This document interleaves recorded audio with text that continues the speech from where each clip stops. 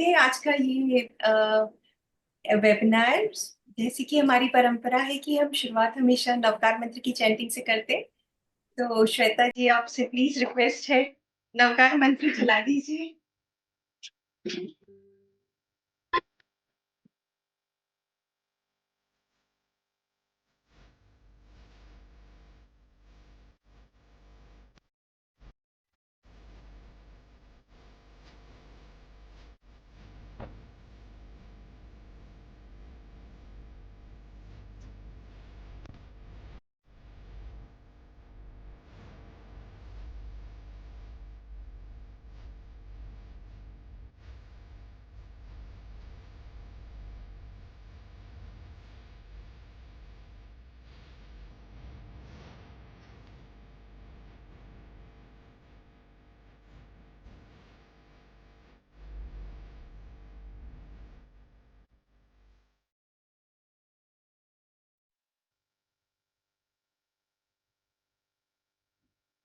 जय जिनेन्द्र। आप सभी को सादर जय जिनेन्द्र। आज का यह प्रोग्राम जो आज हम करने जा रहे हैं, that is stay legal stay right. एक नॉर्मल प्रोग्राम इसको हम नहीं कंसिडर कर सकते। It's very special in in the context कि बहुत सारे समय हम लोगों को पता भी नहीं होता है कि लीगल चीजें चलती कैसे हैं। There is a saying that ignorance of law is no excuse. आपको अगर कानून का ज्ञान नहीं है तो वो आपके लिए कभी एक्सक्यूज नहीं बन सकता। तो आज की जो हमारा वेबिनार, जो हमारा ये नेशनल इवेंट हो रहा है, उसकी थीम ही यही है कि हम अपने लीगल राइट्स को समझें और अप्रोप्रिएटली उस पर अपना काम करें। जैसा जितने लीगल एस्पेक्ट्स से रिलेटेड विद द वीमेन, क्योंकि आज का ये प्रोग्राम हमारा हमारा विमेन सेंट्रिक है, तो विमेन्स के लिए पूरे किस किस तरह के लॉज हैं, कैसे कैसे वो हम पर अप्लाई होते हैं, हमारी कहाँ कहाँ जरूरत है, एज पर लॉ हमें क्या क्या जानना चाहिए, क्या क्या हमारे को पता होना चाहिए, रिकवरीज कैसे हो सकती हैं, हम लोग अपने एसेट्स को कैसे मैनेज कर सकते हैं। तो ये सारी विषयों पर आज हम चर्चा करेंगे, जिनमें हमारे साथ हमारे विशेषज्ञ एडवोकेट राजेंद्र सिंघवी जी हैं, जो मुंबई से हैं। आज ये एक बहुत ही प्रखर वक्ता और बहुत ही expert knowledge in the legal field में इनको कहूंगी, क्योंकि आज का ये प्रोग्राम हम होस्ट कर रहे हैं Raipur chapter and Thailand chapter. तो आप सबके बिहाफ में मैं आप सभी का एक इनफॉर्मल वेलकम करती हूँ। फॉर्मल वेलकम एड्रेस के लिए मैं आमंत्रित करती हूँ हमारी चेयरपर्सन शीतल जी दुक्कड़ का। शीतल जी, आज आए हुए सभी अतिथियों का आप स्वागत करें जेएलडब्ल्यू के बिहाफ में। थैंक यू रितु जी। सादर जय जिनेन्द्र। आज का ये event MPCG zone international wing और सीमा जी थाईलैंड से और रश्मि जी रायपुर से, प्रियंका जी हमारे एपेक्स की लीडर। तो आज इतना सुंदर इन्होंने ये इवेंट जो अरेंज किया है उसके लिए बहुत बहुत थैंक्स कि ये बहुत जरूरत की चीज है हम लेडीज के लिए। पहले भी इवेंट करे हैं मगर होता ये है कि इवेंट तो हम सुन लेते हैं मगर बिल बनाने के समय में नहीं बनाते हैं, वो वैसे ही रह जाता है। तो आज के इवेंट के बाद, सेशन के बाद हम चाहेंगे कि आप लोग का जो जो जरूरी है आप लोग फैमिली में डिस्कस करके जो भी जरूरी रिक्वायरमेंट होते हैं वो जरूर उसको पूरा करें। And thanks to MPCG zone chairman भाई साहब भी है, हितेंद्र भैया भी है, उनका भी साथ है, तो ये बहुत अच्छी बात है। And best wishes for the session. Thank you Raj भैया for becoming our speaker today. बहुत बहुत धन्यवाद शीतल जी। हमारा ये सौभाग्य है कि आज हमारे साथ एमपीसीजी के जोन चेयरपर्सन जुड़े हैं, जोन प्रेसिडेंट। ओके, आपका बहुत बहुत स्वागत करती हूँ हितेंद्र भाई। और इस प्रोग्राम में आपके आने से जो चार चांद लगे वो हम बयान नहीं कर सकते। अ, मैं पहले रिक्वेस्ट करूंगी आपसे, हमारी डीआईसी सोनाली जी दुक्कड़, जिनका बहुत बड़ा इंस्पिरेशन, बहुत मोटिवेशन हम सबको मिलता रहता है हर समय। हम अपने कमर को कस के रखते हैं उनके हर निर्देश को पूरा करने के लिए। तो सबसे पहले मैं उनको आमंत्रित करूंगी एड्रेस के लिए। सोनाली जी दुग्गल, आपका। Thank you, Ritu ji. It's really a great pleasure to be in front of you all today.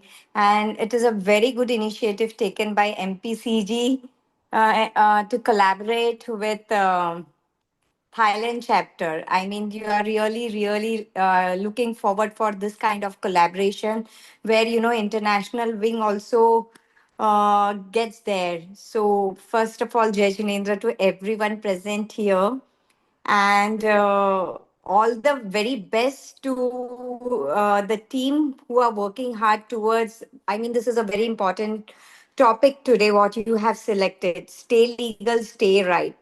It's a very insightful program. So now it is time to explore our rights and responsibilities under this law and learn how to seek legal assistance. So this is really important. And thank you so much for having me here and wishing all the very best.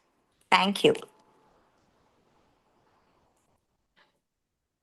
Thank you so much, Sonali ji, for your inspiring words.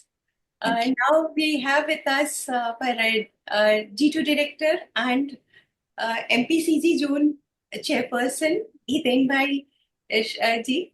So I request Hiten ji, please address the gathering and motivate us to do more work in G2. And whatever we are doing, we need your guidance, please. Thank you, Ritu ji. Thank you. आदरणीय शीतल भाभी जी, सोनल जी, Kusum ji, and everyone present from across India who has been witnessing this very unique program, which has been curated by MPCC Zone and Raipur chapter, in which the legal rights available to women across the India would be shared with you by an expert. एक expert हमको बताएंगे कि आज की तारीख में women needs to be alert regarding their legal rights, regarding the other aspects. तो बहुत इंटरेस्टिंग प्रोग्राम है। इनफैक्ट हमने हमारे ऑफिस में भी बोला है कि जो जो लोग देख सकते हैं they should listen to this programme. And thank you, Shital ji, for encouraging always MPCC zone to take up such programs. I hope कि आपकी लीडरशिप में MPCG एक फिजिकल प्रोग्राम भी नेशनल इवेंट करेगा। All the best to all the organizer and special thanks to Shital Bhabi, Sonali ji and everyone. Thank you very much. Thank you so much, हितिन भाई, आपके inspiring words के लिए। और हम बिल्कुल आपके साथ मिलके बहुत अच्छा काम करने की कोशिश करेंगे। आज का जो हमारा सेशन है, legal rights, stay legal and stay right. तो इस सेशन को एड्रेस करने के लिए हमारे साथ हैं एडवोकेट राजेंद्र सिंघवी जी। उनका परिचय देने के लिए मैं आमंत्रित करती हूँ हमारी जोन कन्वीनर कुसुम जी श्रीमाल को। कुसुम जी प्लीज आए और पूरी गैदरिंग को राज जी से इंट्रोड्यूस करवाएं। थैंक यू रितु जी। सादर जय जिनेंद्र एवरीवन, एवरीबॉडी, सबको मैं मेरी तरफ से बहुत बहुत आप लोगों को मैं धन्यवाद देती हूँ कि आज सब इस प्रोग्राम में आए हैं।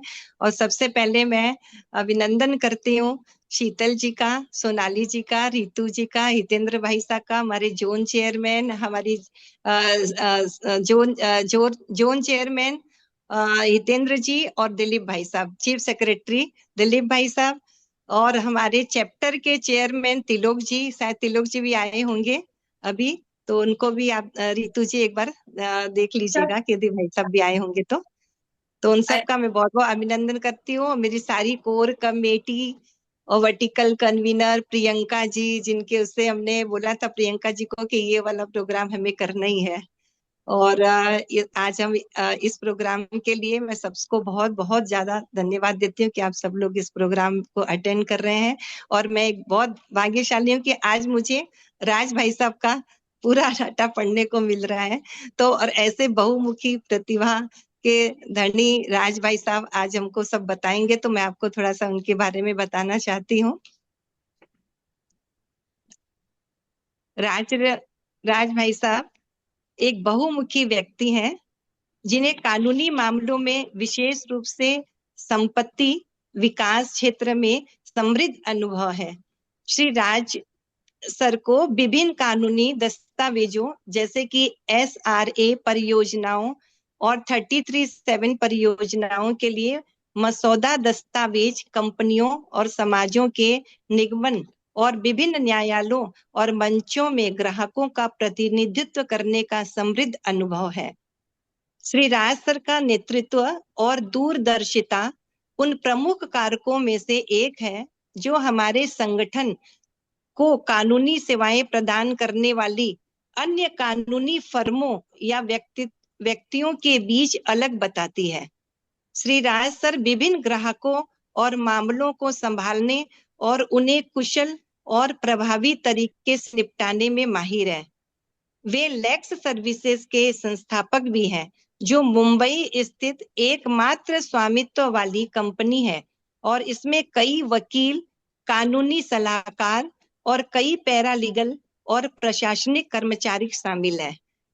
ये ऐसे हैं हमारे राज भाई साहब सर, जो आज हमारे बीच में पधारे हैं और उनका सेशन से हम बहुत कुछ सीख पाएंगे।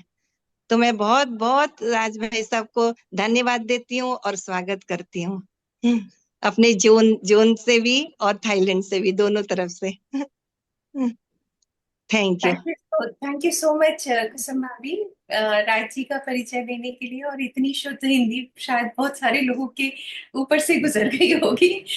थोड़ा उसको और नॉर्मलाइज करते हैं, ससम्मान बुलाते हैं राज जी को। राज जी को मैं बहुत समय से जानती हूँ और मैं जितना जानती हूँ वो बहुत ही अच्छी तरह से बहुत ही सरल शब्दों में हमें अपने बारे में, अपने राइट्स के बारे में, अपने काम के बारे में बताएंगे।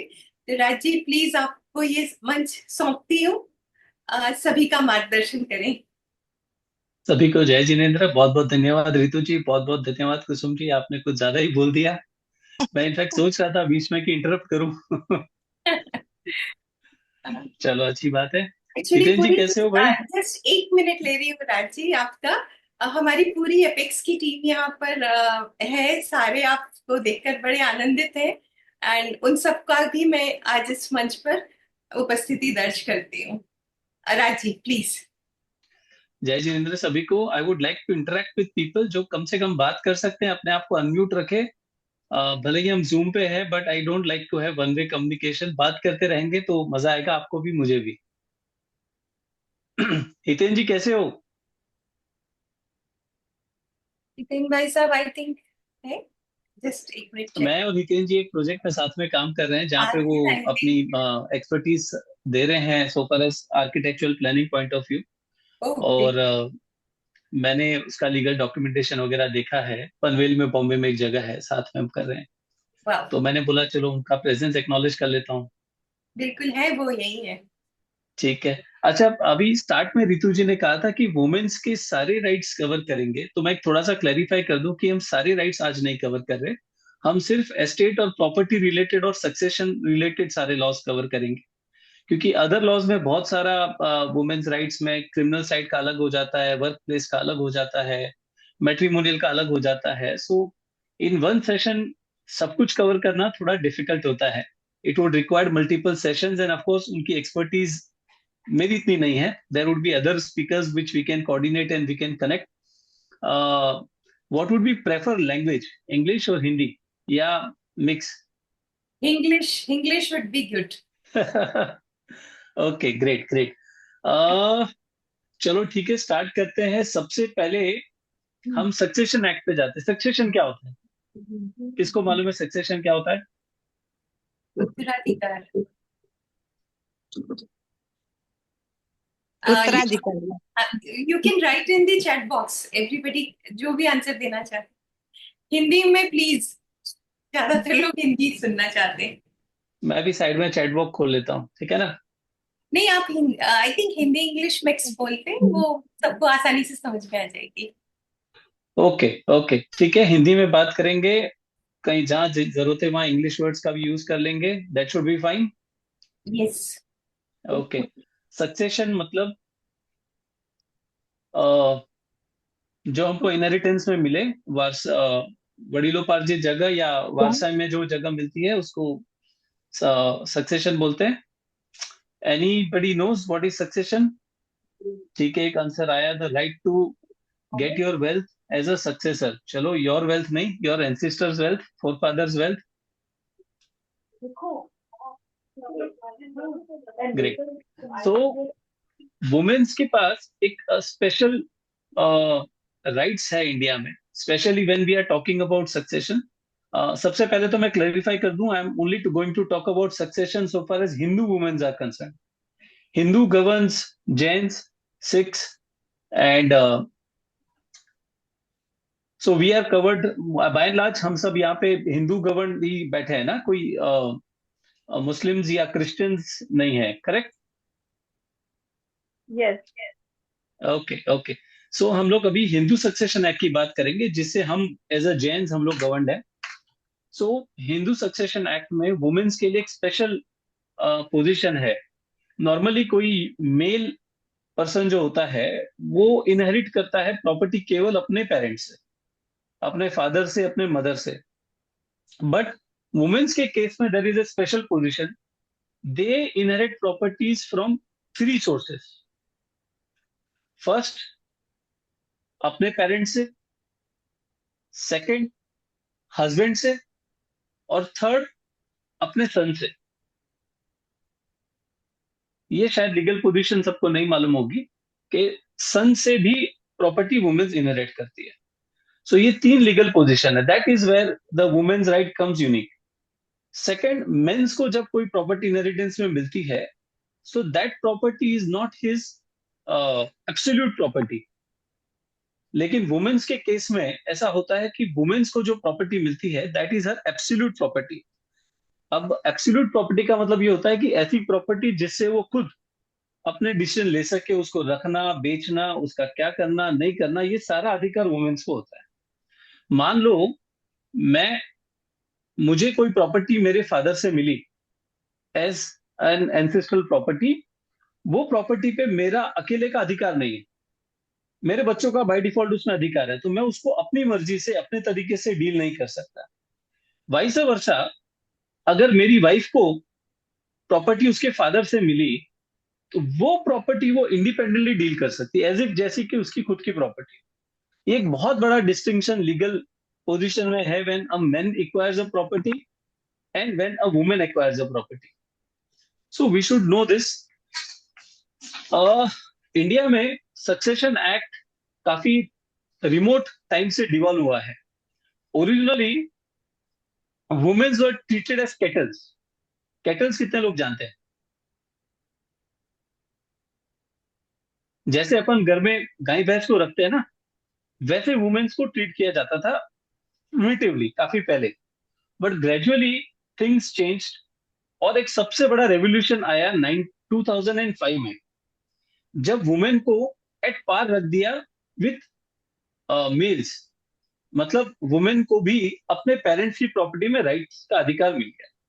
ये एक मेजर अमेंडमेंट आया 2005 में and with retrospective effect.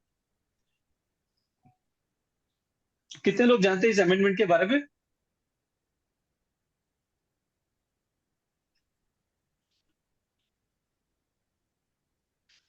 Okay okay, चलो ठीक है, मैं कंटिन्यू करता हूँ। चैट बॉक्स में कुछ कमेंट्स आ रहे हैं, बट वी कैन कंटिन्यू।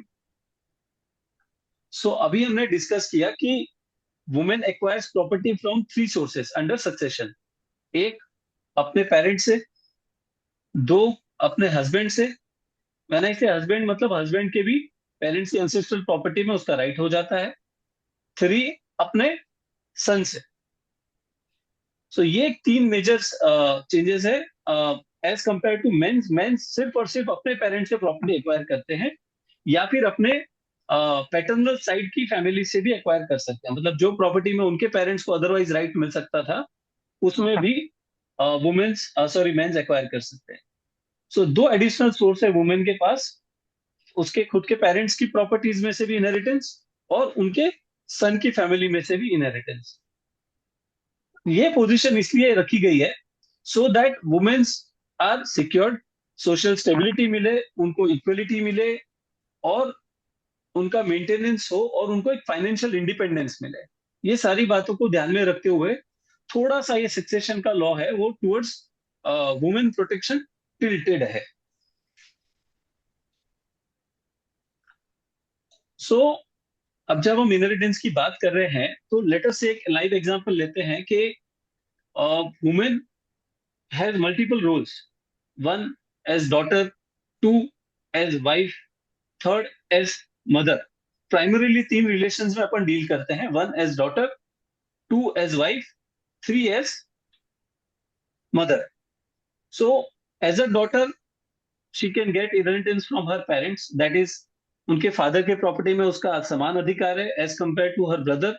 मतलब फादर के पास अगर फ्लैट है और फादर को अगर कुछ हो जाता है तो वाइफ मतलब उनकी डॉटर को उतना ही शेयर मिलेगा जितना कि उसके भाई को मिलेगा, इक्वल शेयर, उसमें कोई डिस्क्रिमिनेशन नहीं होगा। सो अगर फादर एक्सपायर होते हैं और घर में एक लड़का एक लड़की है तो उसके 3 हिस्से होंगे। 3 हिस्से में एक हिस्सा उसकी उनकी मदर को यानी कि फादर की वाइफ को, दूसरा हिस्सा एक सन को और तीसरा हिस्सा एक डॉटर को। इस तरह से 3 हिस्से होते हैं, 3 शेयर्स। सिमिलरली मदर को अगर कुछ हो जाता है और मदर की अगर सेल्फ एक्वायर्ड प्रॉपर्टी है तो mother, now we are talking in case of daughters, मतलब बेटी का अधिकार उनके पेरेंट्स की प्रॉपर्टी में। पेरेंट्स को आप फादर, पेरेंट्स को आप मदर। पेरेंट्स को आप मदर में अगर हम देखेंगे तो अगेन सेम सिचुएशन रहेगी। अगर वाइफ मतलब उनके अगर सेल्फ एक्वायर्ड प्रॉपर्टी है तो उनके हस्बैंड का 1 शेयर रहेगा, 1 शेयर सन का रहेगा और 1 शेयर डॉटर का रहेगा। सो that is how 3 equal shares. Similarly अब हम चलते हैं टुवर्ड्स हस्बैंड। अगर हस्बैंड को कुछ हो जाता है और अगर हस्बैंड ने विल नहीं बनाई है तो शेयर, एक शेयर वाइफ लेगी और एक शेयर बच्चा लेगा, ईच 1 शेयर। इस तरह से वो डिवॉल्व होती है। थर्ड सिचुएशन होती है कि हस्बैंड नहीं है और अगर सन को कुछ हो जाता है तो सन की जो प्रॉपर्टी होगी उसमें भी सन की वाइफ का एक शेयर होगा, सन की मतलब मदर मतलब खुद का एक शेयर होगा और उनके बच्चों का शेयर होगा। इस तरह से वो प्रॉपर्टी डिवाइड होगी। ये लीगल पोजीशन बहुत इंपॉर्टेंट है क्योंकि बहुत कम लेडीज लोग को ये पता होता है कि हमारे बच्चों के प्रॉपर्टी में भी हमारा अधिकार है। नहीं, मेरे ख्याल से काफी लोगों को पता भी नहीं। Correct correct. तो इसलिए एक वुमेन को स्पेशल प्रोटेक्शन है फ्रॉम 3 सोर्सेस। अब यही अगर लेट अस से मैं हूं, मेरे सन को कुछ हो जाता है तो मेरे सन के प्रॉपर्टी में मेरा राइट नहीं है, लेकिन अगर मेरे सन को कुछ हो जाता है मेरे वाइफ का राइट उसमें है। That is the difference. So my wife has protection, I am not having any protection so far as right in the property is concern. ये सारे टेक्निकल प्रोविजन इसलिए इतने ट्वीट है so that at least a women should not, usually जो concept है अभी भी इंडिया में कि majority of the womens are हाउसवाइफ्स and they are dependent. So एक डिपेंडेंट वुमेन को प्रोटेक्ट करने के लिए ये सारे लीगल पोजीशंस इस तरह से फ्रेम किए गए हैं। But that doesn't mean if a women is an independent तो उसको प्रोटेक्शन नहीं है। There is no such discrimination. Independent women अगर सेल्फ अर्निंग वुमेन है तो भी उसको ये सारे प्रोटेक्शन है। There is no discrimination about it whether it is housewife और डिपेंडेंट और इंडिपेंडेंट वुमेन। सिमिलरली मैंने अभी भी आपको बताया कि जो property in the hands of women is as if it is her self acquired property. Women को प्रॉपर्टी एंसेस्टर से मिलती है, वुमेन को प्रॉपर्टी खुद जो कमाती है वो होती है, और अदरवाइज जो तीनों शेयर्स जो मैंने अभी बताया फादर से, हस्बैंड से या सन से जो शेयर्स मिलते हैं वो सारे भी वुमेन के हैंड्स में एक एसेट है। All these assets are her self acquired assets के जैसे ट्रीट किए जाएंगे। She is independent to deal with the way she wants. उसमें कोई रिस्ट्रिक्शन नहीं है। कल उसका बेटा उसको नहीं पूछ सकता कि माँ भाई तुमने इस प्रॉपर्टी का क्या किया जो मेरे नाना जी से आपको मिली, आपने इसको कैसे बेच दी मेरी परमिशन के बिना। पोते का कोई राइट नहीं है अपनी नाना के प्रॉपर्टी में। अगर माँ है तो माँ can deal with the property the way she wants to deal with. That is how a women has a special status. Vice versa अगर दादा की प्रॉपर्टी में बेटा पोता जो है अगर पिताजी बेचने जा रहे हैं तो पोता कैन से कि भाई पिताजी आप बेच नहीं सकते, मैं भी हूं। You have to protect me first because it is my दादाजी's property and not your property. अब प्रॉपर्टी में दो तरीके सक्सेशन होते हैं, एक होता है इंटरस्टेट सक्सेशन, दूसरा होता है टेस्टेड सक्सेशन। अभी तक का क्लियर है सबको? Any doubt still now? Raj ji, मुझे पूछना है, हाँ, जैसे हमने डॉटर्स की बात करी, तो डॉटर इन लॉ के लिए क्या एप्लीकेबल होगा? Husband share. ओके। हाँ हाँ, जब मैं हस्बैंड बोल रहा हूं तो उसमें बाय डिफॉल्ट हस्बैंड के पेरेंट्स आ गए, सो थ्रू हस्बैंड हो गया वो, है ना? ठीक है। अब दो तरीके से प्रॉपर्टी मिलती है, एक होती है कि प्रॉपर्टी मिली टेस्टेस्टेट, मतलब यानी फादर, हस्बैंड या अपना सन, जो भी अगर एक्सपायर हो गए विदाउट लिविंग एनी विल, मतलब उन्होंने अपनी वसीयत अगर नहीं बनाई, तो उस सिचुएशन में वुमेन्स का राइट कैसे आएगा, उसका एक प्रॉपर फॉर्मूलाज है। मैंने भी जस्ट आपको एक्सप्लेन किया कि एक एक शेयर उसमें मिलता है। दूसरी पोजीशन है कि विल, अगर कोई इन तीनों में से अपनी वसीयत बना जाए और वसीयत में एक वुमेन को अपना राइट दे दे, तो उसको कैसे डील करेंगे, वो तो ऑफकोर्स विल में जिस तरह से डिफाइंड है उसी तरीके से वो शेयर मिलेगा। उस सिचुएशन में नॉर्मल जो ये सक्सेशन वाला प्रोविजन मैंने अभी तक आपको एक्सप्लेन किया वो एप्लीकेबल नहीं होगा। Then will supersede the succession mechanism. मैं आप सबको बताना चाहता हूं कि आने वाले टाइम में ये जो सक्सेशन है बड़ा कॉम्प्लिकेटेड होने वाला है, क्योंकि अभी तक तो क्या था कि हर एक के 2 4 5 बच्चे होते थे, तो सक्सेशन इतना डिफिकल्ट नहीं था, बहुत सिंपल था, बच्चों को जाएगा, जो है सब बच्चों को जाएगा। लेकिन आने वाले टाइम में सबके एक एक बच्चे या कईयों के तो कोई बच्चे नहीं है, तो उस सिचुएशन में सक्सेशन बड़ा डिफिकल्ट हो जाता है, कॉम्प्लिकेटेड हो जाता है, क्योंकि उसमें सेकंड डिग्री, थर्ड डिग्री और फोर्थ डिग्री के भी रिलेशंस जो क्लास होते हैं, फर्स्ट क्लास 1 लीगल एड्स अगर नहीं है तो क्लास 2, क्लास 3, क्लास 4 अलग अलग कैटेगरी के लीगल एड्स में वो प्रॉपर्टी डिवॉल्व होती है। सो स्पेशली अगर आपके फैमिली में आपके भाई बहन, आपके बच्चे और वाइस वर्सा, मतलब अपने सिबलिंग्स ले लो या अपने नीचे वाले लीनियर डिसेंडेंट्स ले लो, अगर उनके बच्चे नहीं हैं तो उस सिचुएशन में थोड़ा सा कॉम्प्लिकेशंस है कि वो डिवोल्यूशन किस तरह से होगा, और for that we should know our succession rights clearly. लेकिन आज हमारा टॉपिक हम कन्फाइंड रखते हैं so far as womens are concern. See, अपने राइट्स पता होना बहुत जरूरी है। यू शुड नो कि आपके राइट्स क्या है। आप भाई की प्रॉपर्टी में क्लेम करो, नहीं करो, उसको वेव कर दो, रेलिंक्विश कर दो, ये आपका अधिकार क्षेत्र है, लेकिन कम से कम आपको ये पता होना चाहिए कि आपका राइट है, कितना है और कितना आप क्लेम कर सकते हैं। Correct? I want to ask a question. Can a will हाँ, be able to challenge? किसी केस में ऐसा हो सकता है कि विल को चैलेंज करा जा सके? विल चैलेंज किया जा सकता है। जी, मान लीजिए Will- किसी ने विल लिख के दी, वो चले गए, पास अवे हो गए और हाँ। पीछे वाले एग्री नहीं कर रहे, तो किस केस में विल को चैलेंज किया जा सकता है? उस पे अपन आते हैं। विल वाला टॉपिक अभी थोड़ी देर बाद लेंगे, उसमें we will deal with this कि विल चैलेंज होती है, नहीं होती है, किस सिचुएशन में चैलेंज होती है और किस सिचुएशन में वो सेट असाइड की जा सकती है, वो सारा हम अच्छे से उसमें डील करेंगे when we are talking about will. So अभी हमने एक तो सबसे पहले सक्सेशन मैकेनिज्म डिस्कस किया कि सक्सेशन किस तरह से होता है। हमने ये डिस्कस किया कि right of daughter in ancestral property कैसे होता है, वो हमने डिस्कस किया। Right of mother in sons property हमने डिस्कस किया अभी, कि mother will have a share in her sons property if son dies, if something happens to son। एक वाइटल टॉपिक ऑफ डिस्कशन होता है स्त्रीधन। कितने लोगों को स्त्रीधन के बारे में मालूम है? चलो, at least few people are listening to me. ठीक है, तो स्त्रीधन जो चीज है वो ये है कि जो एसेट्स मूवेबल, इमूवेबल, जो भी एक लेडी को मैरिज से पहले जो मिलती है, मैरिज के टाइम पे जो मिलती है और मैरिज के बाद में, मतलब किसी ने शादी में जो सब सोना लत्ता दिया या कोई फ्लैट वगैरह दे दिया, कोई जमीन संपत्ति इत्यादि दे दी, या बच्चा जब हुआ तब किसी ने कुछ दिया, या किसी भी ओकेशन पे किसी रिलेटिव ने, नॉन रिलेटिव ने, किसी ने भी जो गिफ्ट्स वगैरह दिए, उसको हम स्त्रीधन कंसीडर करते हैं।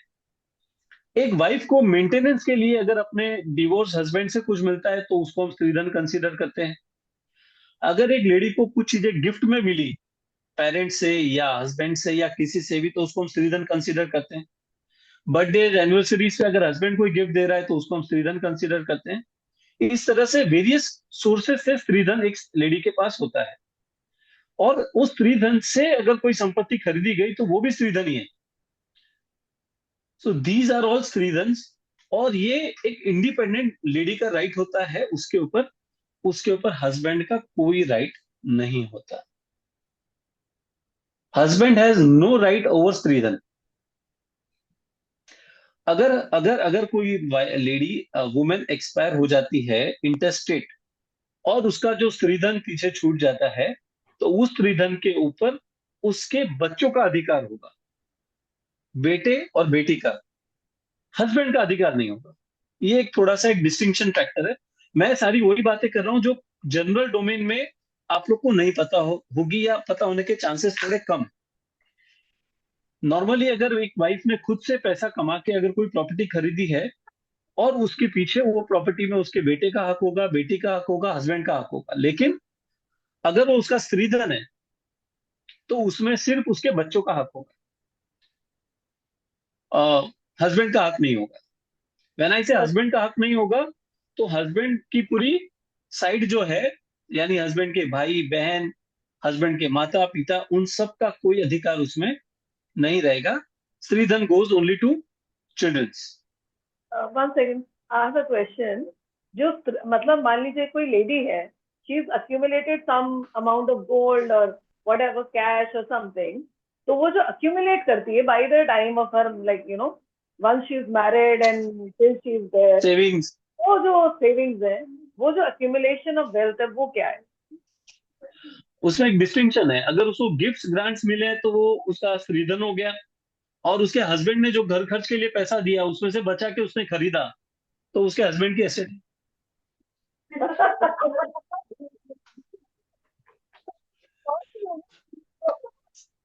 सो ये एक थोड़ा सा डिस्टिंक्शन है।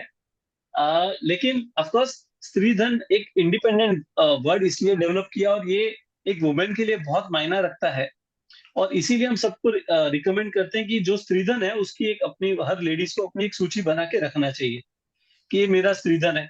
एक लिस्ट बना ले कि फलाना हार मेरे को मेरी माँ ने दिया था, फलाना हार मेरे पिताजी ने दिया था, फलाना फ्लैट जो है मेरे पेरेंट्स ने दिया था, फलाना गाड़ी जो है मेरे भाई ने मुझे गिफ्ट में दी थी, इत्यादि। इस तरह से कोई LIC पॉलिसी अगर किसी ने, पेरेंट्स, कभी कभी बहुत बार लड़कियों की शादी हो जाती है फिर भी उसके पेरेंट्स LIC पॉलिसीज वगैरह पे करते हैं बच्चियों के लिए, सो दैट इज हर स्त्रीधन। एक बहुत बार कंफ्यूजन होता है स्त्रीधन और डाउरी, दोनों में फर्क है। Dowry is given on demand, मतलब डिमांड रखी जाती है और वो जब हैमर की जाती है तो उसको डाउरी कहते हैं। और स्त्रीधन, स्त्रीधन जो होता है अपनी मर्जी से दिया जाता है। एक माता पिता अपनी बच्ची को शादी में जो अपनी खुशी से देते हैं वो स्त्रीधन है, और इन-लॉज के डिमांड पे जो देते हैं वो डाउरी है ना। तो डाउरी देना इंडिया में इलीगल है, डाउरी देना भी और मांगना भी। My team is asking, dowry पे किसका हक है? मैं पहले तो ये बोल दूं कि वो चीज इलीगल है ना। सो अगर मैंने किसी से डाउरी ले ली, मैं मेरी बात इसलिए कर रहा हूँ क्योंकि किसी और को ऑफेंड नहीं करना चाहता। मैंने अपने बच्चे की शादी में मेरी बहू के इन-लॉज से मैंने डाउरी मांग ली, तो सबसे पहले तो मांगना इलीगल है, गैर कानूनी, it's a crime in India. अब मैंने मांग ली, तो जो चीज मुझे as a proceeds of crime मिलेगी वो उस पर मेरा कोई अधिकार है नहीं, क्योंकि प्रोसीड्स ऑफ क्राइम तो उसी का है जो ओरिजिनल सोर्स है। मतलब समझो मेरे ससुर जी ने मुझे डाउरी में 100 रुपए दे दिए, डाउरी में, हाँ, खुशी से दे दिए, वो अलग बात है।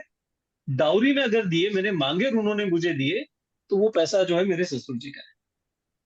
सिमिलरली मेरे साले ने अगर मुझे डाउरी में कुछ दे दिया तो वो मेरे साले का है ना। So the source goes back to the place from where it has been originated.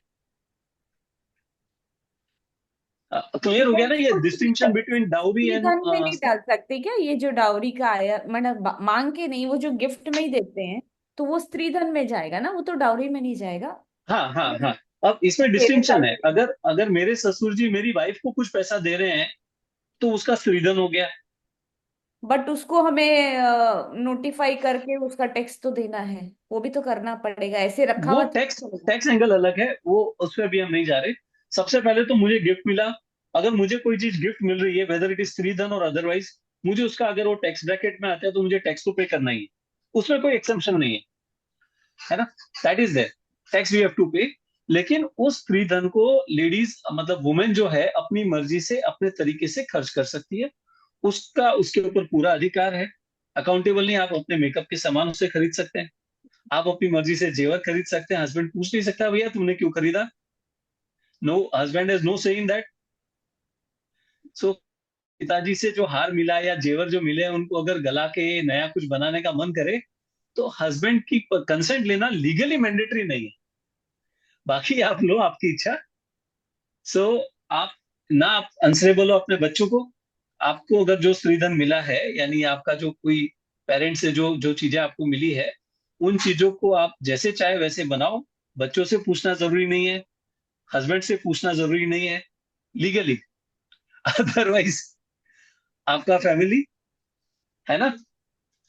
सो ये स्त्रीधन पार्ट क्लियर हो गया।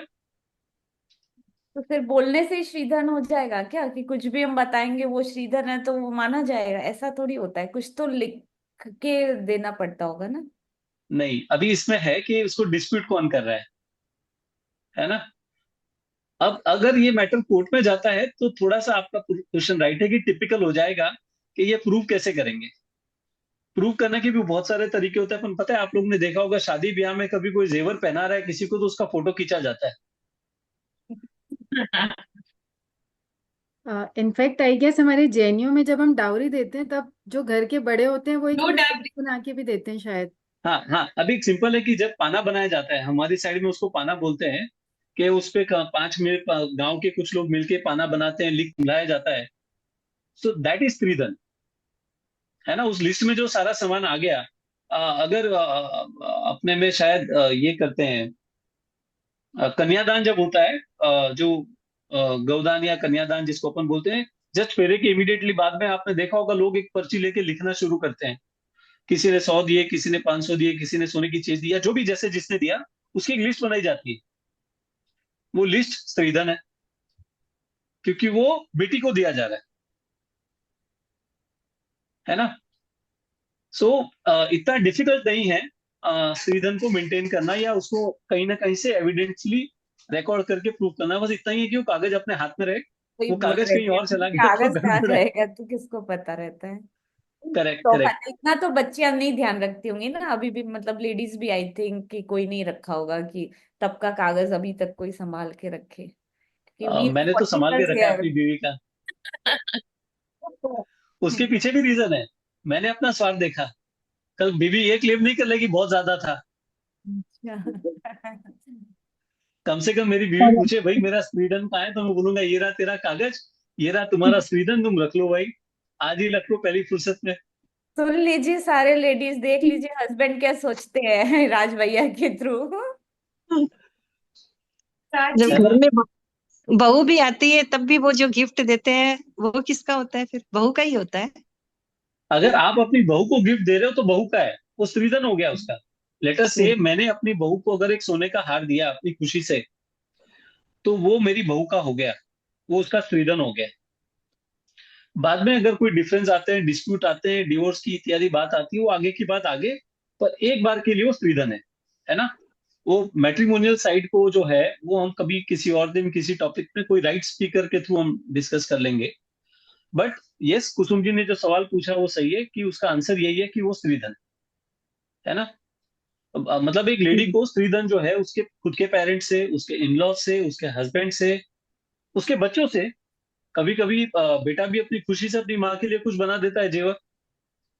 मैंने एक वर्ड यूज किया कभी कभी, कभी कभी।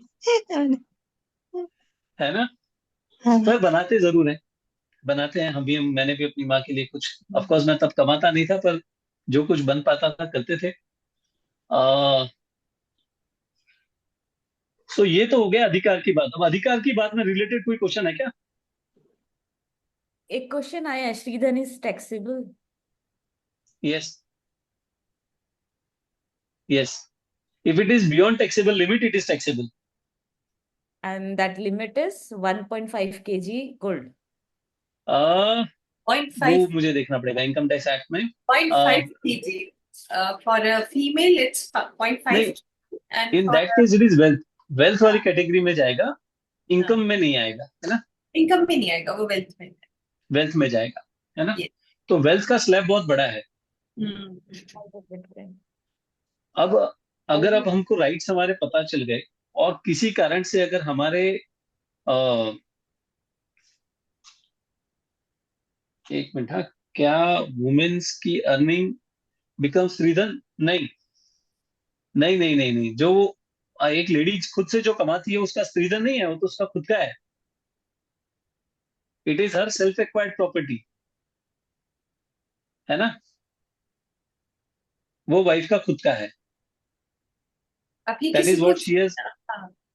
कभी किसी को मान लो स्त्रीधन मिला, उनके पास अच्छे खासे पैसे आ गए और वो उन्होंने प्रॉपर्टी में इन्वेस्ट कर दिए, प्रॉपर्टी की प्राइसिंग बढ़ती है और उससे इनकम आने लगती है, तो भी क्या वो स्त्रीधन ही रहेगा यस, या वो भी अलग श्रीधन ही अलग? रहेगा, वो भी श्रीधन ही रहेगा। मतलब बहुत बार पेरेंट्स लोग बच्चों को कोई फ्लैट इत्यादि दे देते हैं गिफ्ट में, या कोई जमीन जायदाद अगर दे देते हैं at the time of marriage, तो उससे जो रेंटल इनकम होती है वो भी श्रीधन है। उसको बेच के जो पैसा आएगा वो भी श्रीधन है। उसको बेच के जो पैसा आया उससे कोई संपत्ति खरीदी वो भी श्रीधन है ना?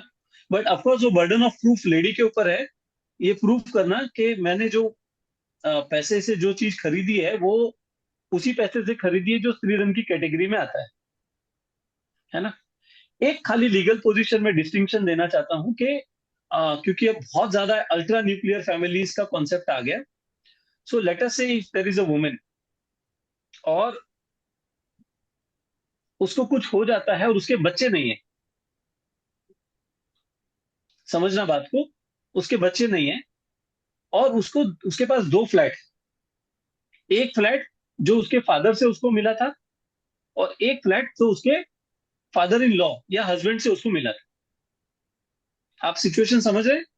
देयर इज अ लेडी, उसके बच्चे नहीं है, उसके पास दो फ्लैट थे, जब वो एक्सपायर हुई एक फ्लैट उसको उसके फादर से मिला था और एक फ्लैट उसको उसके फादर इन लॉ से मिला था। करेक्ट है? यस। तो जो फ्लैट उसको उसके फादर से मिला था वो फ्लैट वापस चला जाएगा उसके फादर के फैमिली के side, because she doesn't have legal aids, उसके बच्चे नहीं है इसलिए।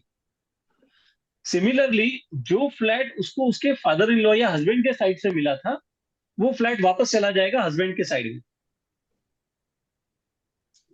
ये डिस्टिंक्शन समझना बहुत जरूरी है, क्योंकि बहुत बार क्या होता है कि एक लेडी को फादर से उसके फादर से कोई प्रॉपर्टी मिल गई, लेडी को कुछ हो जाने से बहुत बार उसका हस्बैंड उस प्रॉपर्टी में अपना क्लेम करता है। So let me be loud and clear कि उस सिचुएशन में हस्बैंड का उस प्रॉपर्टी पे कोई राइट नहीं है, वो property back goes back to her father's group. Clear है बात? समझ में आई? बिल्कुल। और अगर उनके फादर इन लॉ ने जो गिफ्ट किया है उसका क्या होगा? हाँ, लेटर से अगर लेटर से कोई लेडी है जिसके बच्चे नहीं है, उसको फादर इन लॉ या हस्बैंड से जो एंसेस्ट्रल प्रॉपर्टी या जो प्रॉपर्टी मिली है वो प्रॉपर्टी पे लेडी के भाइयों का क्लेम कोई नहीं होगा। वो property again goes back to her father, husbands, brothers, sisters, husbands, parents, husbands, vice versa. So the law is very clear, the property should get devolve from the to the lineal descendants. अगर lineal descendants यानी बच्चे अगर नहीं है तो the property should go towards the original source of the property. Clear है बात? आजकल एक और नया प्रॉब्लम आ गया कि पहले के टाइम में लेडीज वुमेन एक ही शादी करते थे और फिर सेकंड मैरिजेस वगैरह नहीं होते थे, पर अब एक नया कल्चर आ गया where either you get divorced or you get remarried for various reasons. So उसमें भी ये distinction है. When I say husband means which husband? Let us say first husband से कोई property मिली थी और अगर बच्चे नहीं है तो वो वापस उसी फर्स्ट हस्बैंड की फैमिली में जाएगी property, not to the second husband, nor it will go to the children of second husband. मतलब लेट अस से एक लेडी को फर्स्ट हस्बैंड से बच्चे नहीं है, लेकिन फर्स्ट हस्बैंड से एक फ्लैट मिला है, करेक्ट. सेकंड हस्बैंड से बच्चे हैं और उस लेडी को कुछ हो जाता है, उस वुमेन को कुछ हो जाता है विदाउट मेकिंग अ विल, तो वो जो पर्टिकुलर फ्लैट है उस फ्लैट में उसके हस्बैंड का और उसके सेकंड हस्बैंड से जो बच्चे हैं उसका कोई क्लेम रहेगा नहीं, unless she makes a will. अगर उसने विल बनाया और उनको दे दिया वो अलग बात है. अगर उसने विल नहीं बनाई तो वो जो फ्लैट है वो वापस चला जाएगा उसके फर्स्ट हस्बैंड और उनकी फैमिली के पास. क्लियर है? ये थोड़ा कॉम्प्लेक्स है. Loud and clear. ओके. सो इन सारे इवेंचुअलिटीज में अगर आपको आपका जो शेयर है वो क्लेम करना है और कोई नहीं दे रहा है तो एक ही लीगल पोजीशन है, you can file a suit for partition. आप कोर्ट में जा सकते हैं, कोर्ट में पार्टीशन का सूट फाइल कर सकते हैं और इंटरिम स्टेज पे आप बोल सकते हैं कि भाई इमीडिएटली हमको या तो उसमें उसका पोजीशन दिया जाए या कोहिबिटेशन का राइट दिया जाए और उस तरह से उसका पार्टीशन क्लेम करके वो प्रॉपर्टी को बिकवा के अपना शेयर ले सकते हैं. या अगर वो डिविजिबल प्रॉपर्टी है तो उसमें डिवाइड करवा के अपना शेयर ले सकते हैं. That is the only legal remedy which you have. Plus उसको कोई और बेचे नहीं, कोई उसके साथ डील करे नहीं, उसका स्टे हम ले सकते हैं. So that is how we protect. Yes, daughter-in-law has a right in property. She has a right.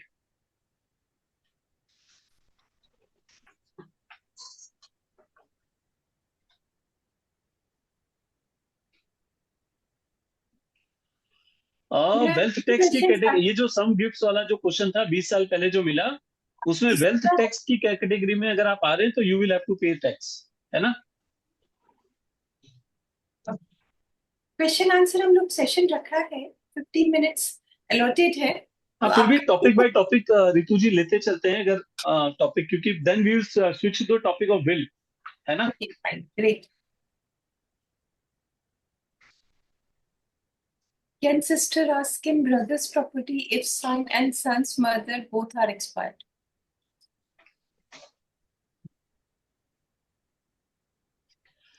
Brothers property, yes. अगर उनके बच्चे नहीं है, मतलब ब्रदर के बच्चे नहीं है, ब्रदर की वाइफ नहीं है, तो yes sister will have right in the property at par with her parents. उसमें एक शेयर उसके मतलब ब्रदर के मतलब सिस्टर के माँ का, सिस्टर के पिताजी का और सिस्टर का रहेगा. अगर सिस्टर के पेरेंट्स भी नहीं है और सन भी मतलब ब्रदर भी नहीं है और ब्रदर के बच्चे भी नहीं है तो yes sister will have absolute right over the property.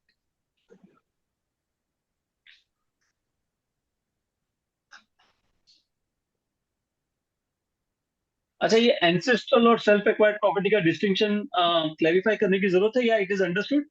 Ancestral मतलब जो हमको किसी और सोर्स से मिल रही है, चाहे पेरेंट से मिले, फादर से मिले, मतलब हस्बैंड से मिले या बच्चे से मिले. और सेल्फ एक्वायर्ड मतलब खुद ने जो पैसा कमाया उससे जो प्रॉपर्टी खरीदी, that is called self acquired property.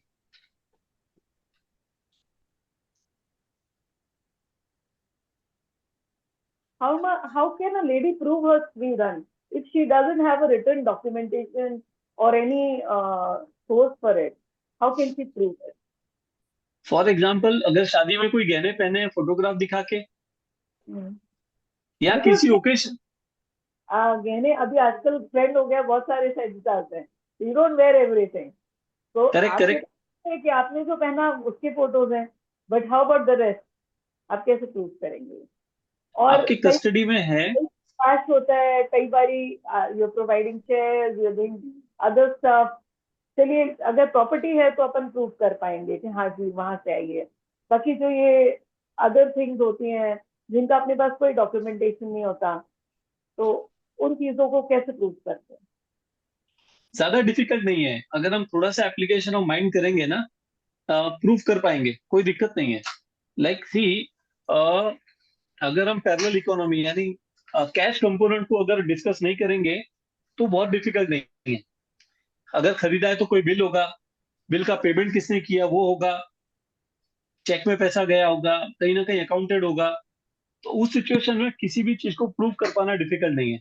Late us से अगर मैं किसी ज्वेलर के शॉप में जा रहा हूँ और मैंने एक हार खरीदा, नेकलेस, और अगर आप देखोगे कि बर्थडे के 2 दिन पहले का डेट है बिल पे, और बर्थडे के 2 दिन पहले का, मेरी वाइफ के बर्थडे के 2 दिन पहले का डेट है बिल पे, और मैंने उसका पेमेंट 2 दिन 3 दिन पहले किया है, तो मेरे वाइफ के लिए ये प्रूव करना कि ये मेरे हस्बैंड ने मेरे को गिफ्ट दिया था बहुत डिफिकल्ट नहीं है। Correct. In case so of document तभी हम प्रूव कर पाएंगे, otherwise we can not prove, right? मतलब अदरवाइज डिफिकल्ट है। वो अपने अदरवाइज पास फिर वो सेकेंडरी एविडेंस पे जाना पड़ेगा, फोटोग्राफ्स दिखाने पड़ेंगे, या किसी ओकेशन पे फैमिली फंक्शन में पहना है, कहीं डिनर करने गए वहां पे कोई फोटोग्राफ्स में पहना है। Like it is not necessary कि आप गहने सिर्फ शादी त्योहार में पहनोगे ना, आप तो किसी भी दिन पहन सकते हो, कभी रक्षाबंधन में पहना होगा। तो कहीं ना कहीं photograph is the only way जब आपने उसको खुद से कैरी किया है। I've come across a case of my friend, उनकी डॉटर का कुछ डिस्प्यूट हो गया है, she got married, तो उन्होंने काफी जैसे डाउरी ऐसे दी कि भाई lot of gold coin, lot of chains she gave, relatives को हम लोग देते हैं, तो उस ढंग से उन्होंने काफी चीजें बांटी, and that was a immense amount, and this marriage got dissolve, अभी डिवोर्स केस में है, लेकिन they are denying to give her anything as such. वो तो that came in my mind कि ऐसी चीजें होती है जब हम डॉक्यूमेंट नहीं करते हैं, जब भी हम लोग सोचते ही नहीं है ऐसा कि worst case this can happen. So these guys, what they did, they disconnected the girl side. अब उसको डिवोर्स भी ढंग से नहीं हो रहा है ना, उसकी जो स्त्री धन है उसे लौट रहा है, और ये पूरा डिस्प्यूट में है सब कुछ। थोड़ा डिफिकल्ट है। शादी में यूजुअली हम 3 या 4 कैटेगरी में एसेट्स को डिवाइड करते हैं। एक जो फादर अपनी बच्ची को देता है, एक जो ससुर अपने दामाद को देता है, और एक लड़की का मतलब जिसकी शादी है उसका फादर बारातियों को देता है। So all are treated separately. अपन अभी फिलहाल स्त्रीधन की बात करें, स्त्रीधन में वही कैटेगरी आएगी जो फादर ने अपनी डॉटर को दिया है। जो फादर ने मतलब फादर इन लॉ ने अपने दामाद को दिया वो स्त्रीधन नहीं होता। फादर इन लॉ या लड़की के फादर ने बारातियों को दिया वो स्त्रीधन नहीं होता। Correct, that is different. हाँ, इन केस ऑफ डिस्प्यूट जहाँ पे डिवोर्स तक की बात चली गई है, वहां पे अब क्योंकि वो शादी में खर्चा हुआ था, अब अब वो क्लेम करना बड़ा डिफिकल्ट होता है, क्योंकि एक लड़की के फादर ने अपनी मर्जी से किया, खुशी से किया। अब वो लड़की का फादर बोलेगा अरे मैंने तो इतना खर्चा किया, आप सारा हमको सल्टाओ। तो लड़का बोलेगा भैया तुमने दिया, बारातियों को दिया, मैंने थोड़ी ना बोला था। Correct. So it becomes very difficult कि हमने शादी में जो खर्चा किया और डिवोर्स के टाइम पे पूरा का पूरा खर्चा हम लड़के से या लड़की के फैमिली से वापस क्लेम कर सके। वो तो नहीं होना। हाँ, जो होना है वो ये है कि जो डिग्निटी से एक लेडी मैरिज के बाद रह रही थी, वो डिग्निटी से उसी लाइफस्टाइल के साथ, उसी फैसिलिटी के साथ डिवोर्स के बाद भी रहे, ये इंश्योर करना हस्बैंड का काम है जिससे हम डिवोर्स ले रहे हैं। That is called maintenance. वो एक अलग पूरा सब्जेक्ट है, वो एक अलग पूरा चैप्टर है, कभी अलग से करेंगे। बट एक मैंने खाली ब्रॉडली आपको बता दिया कि मेंटेनेंस पार्ट हम क्लेम कर सकते हैं, खर्चे वाला पार्ट हम नहीं क्लेम कर सकते, है ना। सो अभी आते हैं नेक्स्ट टॉपिक पे, जो है हमारा विल। मैं आप सबको बता दूं, मैं एक मिशन पे हूं, और मेरा मिशन है कि हमारा जो जैन समाज है या ह्यूमन काइंड एट लार्ज है, वो कम से कम एंसेस्ट्रल प्रॉपर्टी के लिटिगेशन से फ्री हो जाए। There should not be any litigation और dispute so far as the ancestral property is concern. और उसी के ऑब्जेक्टिव से मैं रेगुलरली विल के ऊपर सेशंस करता हूँ, सेमिनार्स करता हूँ, और स्पीचेस रखता हूँ, लोगों को परसुएड करता हूँ कि आप विल बनाओ। और विल बनाने के लिए मेरे से जो बन पड़ता है मैं मोटिवेट करता हूँ। कई बार तो मैं फीस भी नहीं लेता, वॉलंटरीली भी विल बना देता हूँ लोगों की। और उसके लिए कोई कितने भी घंटे आके मेरे से चर्चा कर ले, समझने के लिए मैं किसी को मना नहीं करता हूँ। I am always welcoming a healthy family environment and healthy family relation at large, not just Jains या no Hindus, but at large. So उसी के प्रोसेस में मैं दो पार्ट में इसको डिवाइड करता हूँ अभी के डिस्कशन को। अभी क्या टाइम हो रहा है, 4 बज गई है। ऋतु जी, हम कितने बजे तक बैठ सकते हैं? एक्चुअली 45 मिनट्स आपके लिए थे, आप देख लें जैसा भी। 45 मिनट्स में से लगभग 35 मिनट्स तो मैं ले चुका हूँ ऑलरेडी। यस, इतना वास्ट है ये सब्जेक्ट, इतना वास्ट है कि समय की कमी तो होनी ही है। जबकि मैं समझ रहा था क्योंकि ये वीसी पे है तो फास्ट जाएगा। मेरा एक्सपीरियंस है कि VC usually goes much faster than physical. Physical में थोड़ा टाइम लगता है बिकॉज इंटरेक्शन होता है, डिस्कशन होता है, so at times it is slow and VC is little bit fast. फिर भी आज थोड़ा सा टाइम लग गया मुझे, कोई नहीं, इसको इंटरैक्टिव है थोड़ा ना सेशन। वास्ट रैप अप कर लेते हैं। चलो, एक फर्स्ट क्वेश्चन है कि एक चीज जो है निश्चित है अपनी लाइफ में, वो होनी है। कौन बताएगा क्या? वरना सॉरी। ऋतु जी एकदम एप्ट है। That's और yes. कब ऋतु जी? नीतू जी सीए है ना, इसलिए सब पता है। हाँ हाँ, कब होगा ऋतु जी वो? डेफिनाइट है वो, ये death death is definite, other than that सब वेरिएबल हो सकते हैं। Very अच्छा, true. कोई ये बोल सकता है कि मैं अगले 10 मिनट डेफिनेटली जीऊंगा? हाँ। अच्छा, अगला 1 मिनट की कोई गारंटी दे सकता है क्या? नो। ये सेशन खत्म होते होते कि? अच्छा, ऐसा कौन बैठा है जिसके पास एसेट नहीं है? जिसके पास एसेट नहीं है वही हाथ उठाना। जिसके पास कोई प्रॉपर्टी नहीं है, नो एसेट्स, कोई है? सबसे ऐसा रिसोर्सफुल तो हो ही नहीं प्लेटफॉर्म है, सकता। हाँ सबसे रिसोर्सफुल प्लेटफॉर्म है। हाँ, जीतो के प्लेटफॉर्म पे बैठे हैं तो ऐसा तो कोई होगा नहीं जिसके पास कोई हो एसेट ही नहीं नहीं हो। सकता। जीतो छोड़ो, इवन अदरवाइज मेरे को ऐसा जैन आज तक नहीं मिला जो ये बोल दे कि मेरे पास कोई एसेट नहीं हाँ, इसलिए तो मारवाड़ी बोलते हैं। है। पर जैन सबसे तो समृद्ध कौमों में से हमारी ठीक है, तो हमारे पास एसेट्स है। और जनरली आई हैव सीन कि हिंदूज और जैन्स सेविंग में बिलीव करते हैं। कौन है ऐसा जो सेविंग में बिलीव नहीं करता? जो ये सोच रहा है कि भैया मेरे पास जो कुछ है वो मैं मरने के पहले खत्म करके जाऊंगा, ऐसा कौन सोच रहा है? कोई है? I don't think so anybody.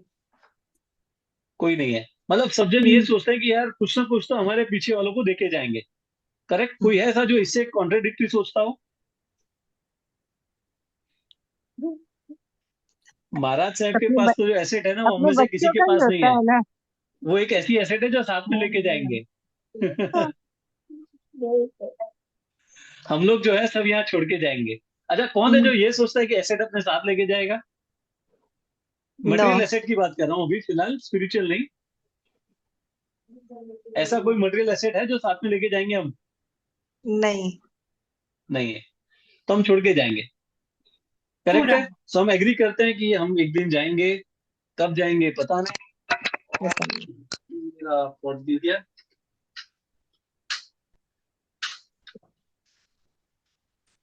So we don't know हम कब जाएंगे। मेरा आवाज आ रहा है? नहीं, आवाज आपकी प्रॉपर नहीं आ रही। अब आ रही है? Not yet. पहले ज्यादा बेटर। अब आ रही है? Yes.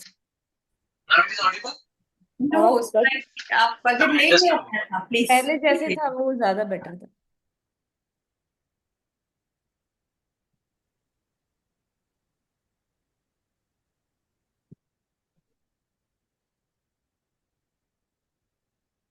बस आते ही होंगे वो 5 मिनट में सेट करके आगे sir. Am I audible now? Yes yes. Perfectly.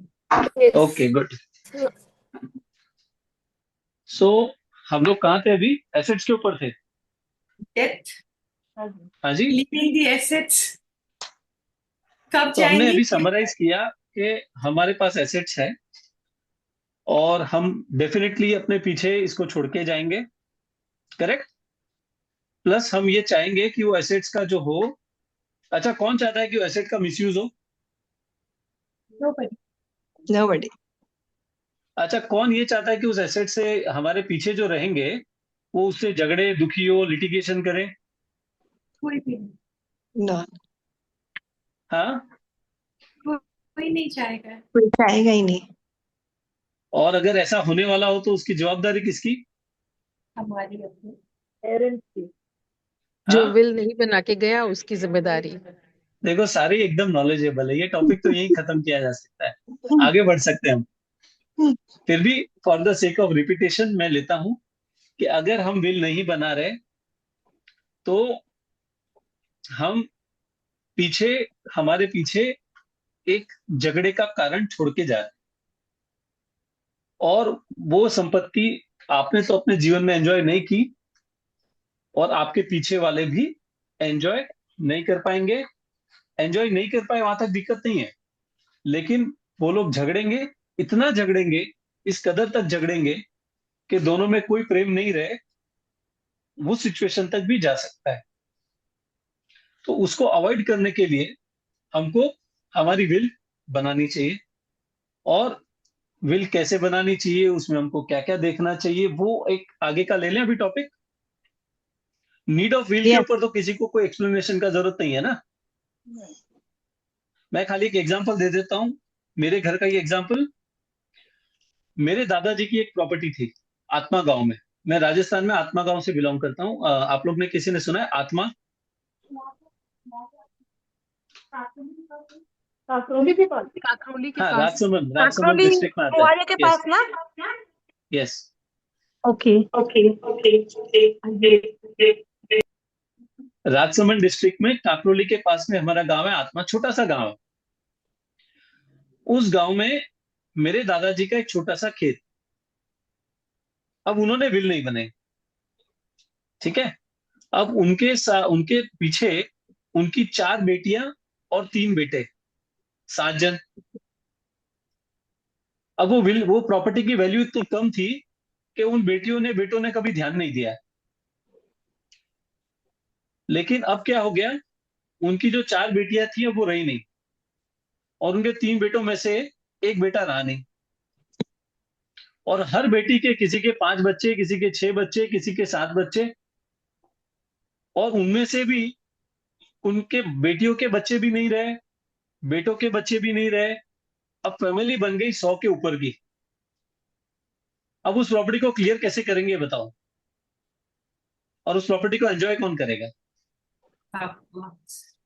To too complex. अब तो चलो ठीक है, छोटा सा गांव था आत्मा, और उसमें किसी को कोई इंटरेस्ट भी नहीं है, किसी को पड़ी भी नहीं है, क्योंकि उसकी इतनी वैल्यू नहीं है। अब समझो कल कुछ हुआ और वहां पे एक सोने की खान निकल गई, जिसकी कोई वैल्यू नहीं थी, सडनली वहां पे एक सोने की खान निकल गई, तो क्या होगा उसका? फिर तो वैल्यू झगड़े उससे बढ़ गया। अब वो सोने की खान एंजॉय कौन करेगा? उसका बेनिफिट किसको मिलेगा? इसके प्रदेशन में कोई क्लेम नहीं करेगा तो गवर्नमेंट को। क्लेम तो चलो सर आगे क्लेम करने, पर वो क्लेम करके कोई इसको एंजॉय कर पाएगा क्या? नहीं कर नहीं। पाएगा। नहीं। तो क्या फायदा हुआ, मेरे दादाजी ने मेरे हमारे लिए ये अच्छे सोच के ही सोच छोड़ी होगी ना, वो छोटी सी जमीन, कि चलो मेरे बच्चे हैं, उनको कुछ मिलेगा, उनका भला होगा, उसके खुश रहेंगे, जो भी है। क्या फायदा उस जमीन का? कोई फायदा हुआ जो उन्होंने सोचा था? मैं विद ड्यू रिस्पेक्ट बोल रहा हूँ, मेरे दादाजी ने जो किया वो किया, पर हमने ऐसा नहीं करना चाहिए। करेक्ट?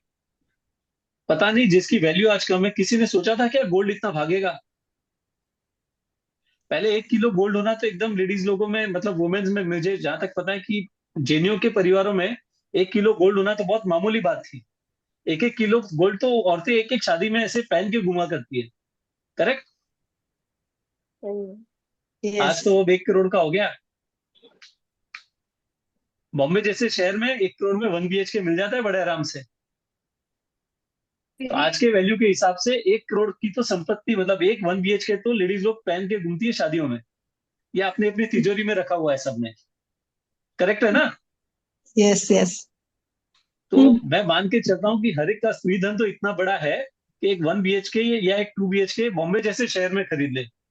बॉम्बे के बाहर तो और भी बड़ी संपत्ति, हिमन जी बताएंगे कि रायपुर में कितने में खरीद सकते हैं, या कितना कुछ मिल सकता है, बंगलो ही मिल जाएगा वहां पे तो, आराम से।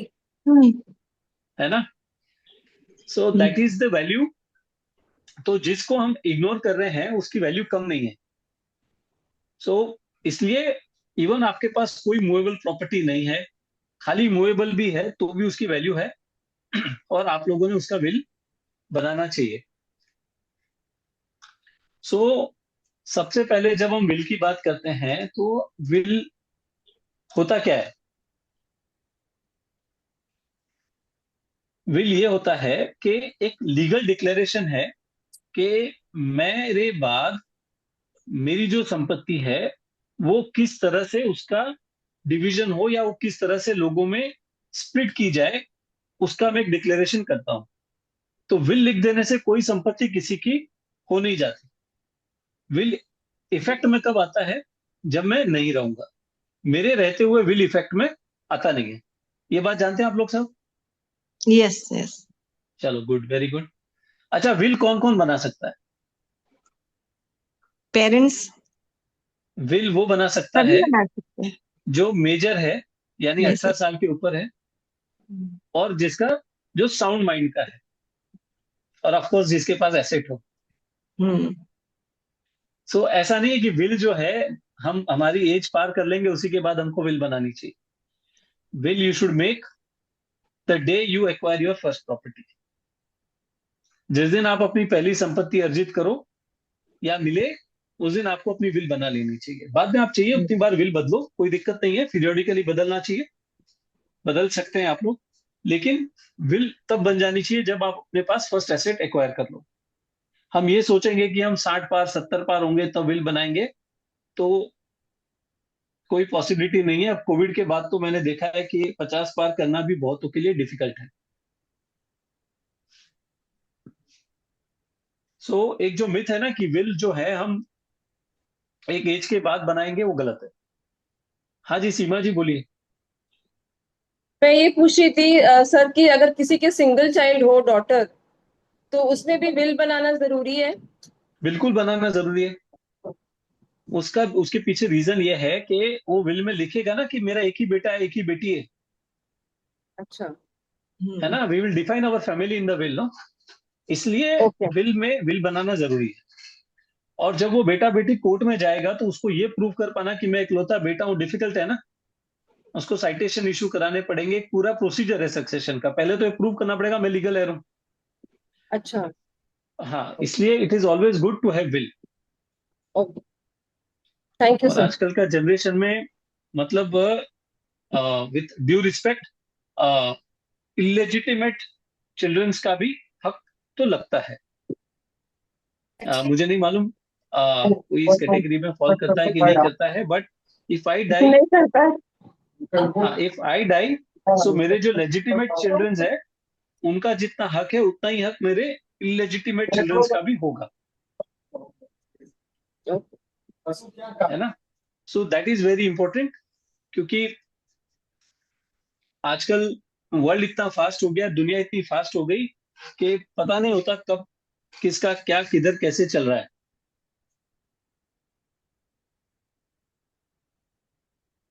Very true. तो विल में पार्टीज कौन कौन होते हैं? विल में पार्टीज होते हैं, एक जो टेस्टेटर खुद जो विल बना रहा है, दूसरा एग्जीक्यूटर जो उस विल को बाद में आगे चल के एग्जीक्यूट करेगा, तीसरा विल में जो बेनिफिशियरी है, मतलब जो विल में संपत्ति हो किस किस को जाएगी, वो सारे हो गए बेनिफिशियरी, और विटनेस जो विल को विटनेस करेंगे। दो विटनेस होने चाहिए विल में। अगर जो विल बना रहा है उसकी एज 60 से अबव है तो उसको एक डॉक्टर सर्टिफिकेट विल में लगाना होता है ना। फिर एक बार बहुत बार क्वेश्चन आता है कि क्या बेनिफिशियरी जो होते हैं विल में, मतलब लेट अस से मैं अगर अपनी विल लिख रहा हूं और उसमें मैंने लिखा है कि मेरी जो सारी संपत्ति है मेरी वाइफ को और बच्चों को जाए, तो वाइफ और बच्चे विल के एग्जीक्यूटर हो सकते हैं कि नहीं हो सकते? तो आंसर ये है कि यस, वो एग्जीक्यूटर हो सकते हैं। कोई जरूरी नहीं कि वो executor should be third person, ऐसा कोई लॉ नहीं है। यस, वो लोग विटनेस नहीं हो सकते। जो बेनिफिशियरी है वो विल के विटनेस नहीं होने चाहिए। ये मैं इसलिए पॉइंट बाय पॉइंट ले रहा हूं क्योंकि बहुत सारे क्वेश्चंस आपके आएंगे कि विल कब चैलेंज होती है कब नहीं चैलेंज होती है। लेट अस से अगर मैंने अपनी सारी संपत्ति अपने एक बेटे को दे दी और उसी को मैंने अपना विटनेस भी बना लिया, और मैंने अपनी बेटी को कुछ नहीं दिया, अगर नहीं दिया तो मेरी बेटी उस विल को चैलेंज कर सकती है और वो विल सेट असाइड हो जाएगी। लीगली उसका चैलेंज सस्टेन करेगा। क्यों? क्योंकि मैंने एक गलती कर दी थी, उसी विल में अपने बेटे को विटनेस बना दिया था। सो विल बनाते वक्त जो हम गलतियां करते हैं, उन कारणों से भी विल चैलेंज होती है और सेट असाइड होती है।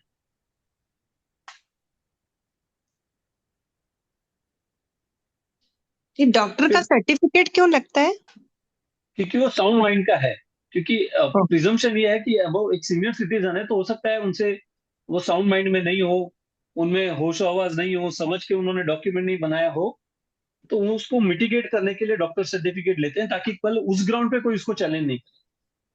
अगर मेरे पिताजी 80 ईयर्स के एज में विल बना रहे हैं और सारी संपत्ति जो है मुझे दे रहे हैं या मेरे भाई को दे रहे हैं, तो मैं इस ग्राउंड पे उसको चैलेंज कर सकता हूँ कि जब पिताजी ने विल बनाई थी 80 साल की उम्र में, उनकी मानसिक हालत ठीक नहीं थी, he was not mentally fit, तो कैसे मिटिगेट करेंगे उसको? इसलिए डॉक्टर सर्टिफिकेट होगा तो वो ग्राउंड सस्टेन नहीं करेगा। इसलिए पहले ही बना लेना चाहिए। हाँ, इसलिए पहले ही बना लेना चाहिए। पहले ही बना बिल्कुल। लेना चाहिए। अच्छा, विल में हम कौन सी प्रॉपर्टीज लिख सकते हैं? अगर मैन है तो मतलब मेल जो है, मेल तो अपने विल में खाली खुद की प्रॉपर्टीज लिख सकता है। मतलब जो मैं अगर अपनी विल बना रहा हूं, तो जो प्रॉपर्टी मैंने खुद कमाई है, खुद के पैसे से जो मैंने अर्जित की है, वही मैं अपने विल में लिख सकता हूँ। वुमेन के केस में अलग है। वुमेन के नाम वुमेन की अपनी कोई विल में, प्रॉपर्टी होगी तो, यदि हाँ मेरे नाम का मेरा घर होगा या हाँ, मेरे नाम की कोई फैक्ट्री है, तो करेक्ट वो कर सकते हैं, करेक्ट। लेकिन है ना? वुमेन के केस में, वुमेन अपनी खुद की कमाई हुई प्रॉपर्टी, उनको जो उनके पेरेंट्स से मिली वो प्रॉपर्टी, और उनको उनके हस्बैंड से जो मिली वो प्रॉपर्टी, सारी ही विल में लिख सकते लिख सकते हैं। हैं। सो वुमेन के लिए it is all these are treated as self acquired property. हाँ सर, प्रॉपर्टी के अगर अलावा हाँ, अगर daughter daughter is out of Hindu undivided family, तो वो विल का उसको कैसा बेनिफिट हो सकता है? How can she claim? See by default she is an co-partner irrespective whether she is married or not. No, ये I'm talking about this is Hindu undivided family law, right? yes yes, Uh, HUF में भी, HUF में wife or married daughter will also be treated at par with a son, so she is also beneficiary. but she is not in HUF. She has married to some other caste which is not Hindu. So how can she claim? She can still claim just because She she is has married to a Muslim guy. How can she claim? by marriage. She doesn't become Muslim. She will have to renounce and declare that she has adopted Muslim religion. Then yes, her rights get extinguished. But if she has not renounced to be a Muslim, matlab Hindu, of course, a girl can marry a Muslim man, but she can always profess that I am still Hindu. My husband may be Muslim, but I am Hindu. In that situation, उस situation में वो HUF की member रहेगी। HUF की member तो तब नहीं रहेगी जब वो ये बोले कि मैं अब हिंदू रिलीजन प्रोफेस नहीं कर रही, I have adopted Islam, I am Muslim. उस सिचुएशन में yes, then she is no more a member of an HUF, है ना? वो शादी नहीं करे तो भी कर सकती है। Before marriage also she can say I don't want to profess Hindu religion, I want to become Muslim. She can declare herself as Muslim, Islamic follower और मोमेडियन। सो वो दोनों ही सिचुएशन में she is no more a beneficiary under the HUF, है राज ना? जी, आप जैसे property की बात कर रहे हैं लेडीज की, तो इसमें you are including all assets including jewellery also, right, and shares yes yes, also? Movable immovable दोनों की बात कर रहा हूँ, दोनों की सारी। बात है। एसेट या प्रॉपर्टी जब मैं वर्ड यूज कर रहा हूं तो that includes everything. And liabilities में? लाइबिलिटीज एक अलग फैक्टर है, उसको हम सेपरेटली डील कर लेते हैं। लाइबिलिटी का ये है कि अगर आपको कुछ हो जाता है, तो जी लेटर से मैं हूं, मेरी मदर के बाद मुझे एक प्रॉपर्टी मिली जिसकी वैल्यू 100 रुपया है। और वो मुझे मिली है बाई सक्सेशन बोलो या बाई विल बोलो, लेकिन उसी वक्त मेरी मदर के ऊपर एक 200 मतलब 25 रुपए की लाइबिलिटी किसी की थी, किसी को पैसा देना था मदर को, तो मुझे वो पैसा चुकाना पड़ेगा तब तक जब तक वो 100 रुपए की प्रॉपर्टी की वैल्यू एग्जॉस्ट नहीं होती। वाइस वर्सा सिचुएशन में चलते कि मुझे 100 रुपए की प्रॉपर्टी मिली, मेरे मदर की 200 रुपए की लाइबिलिटी थी, तो मेरी लाइबिलिटी 100 रुपए तक, 200 की नहीं है, तो मेरी लाइबिलिटी उतनी ही है जितना कि मुझे एसेट्स मिला है। एसेट्स को एक्सीड नहीं कर सकते।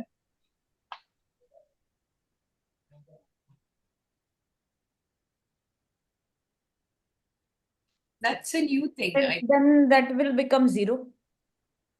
Yes yes. तो ऐसे सी एक बहुत क्लियर चीज समझ लो कि इनहेरिटेंस जो है, सक्सेशन जो है, that is clear.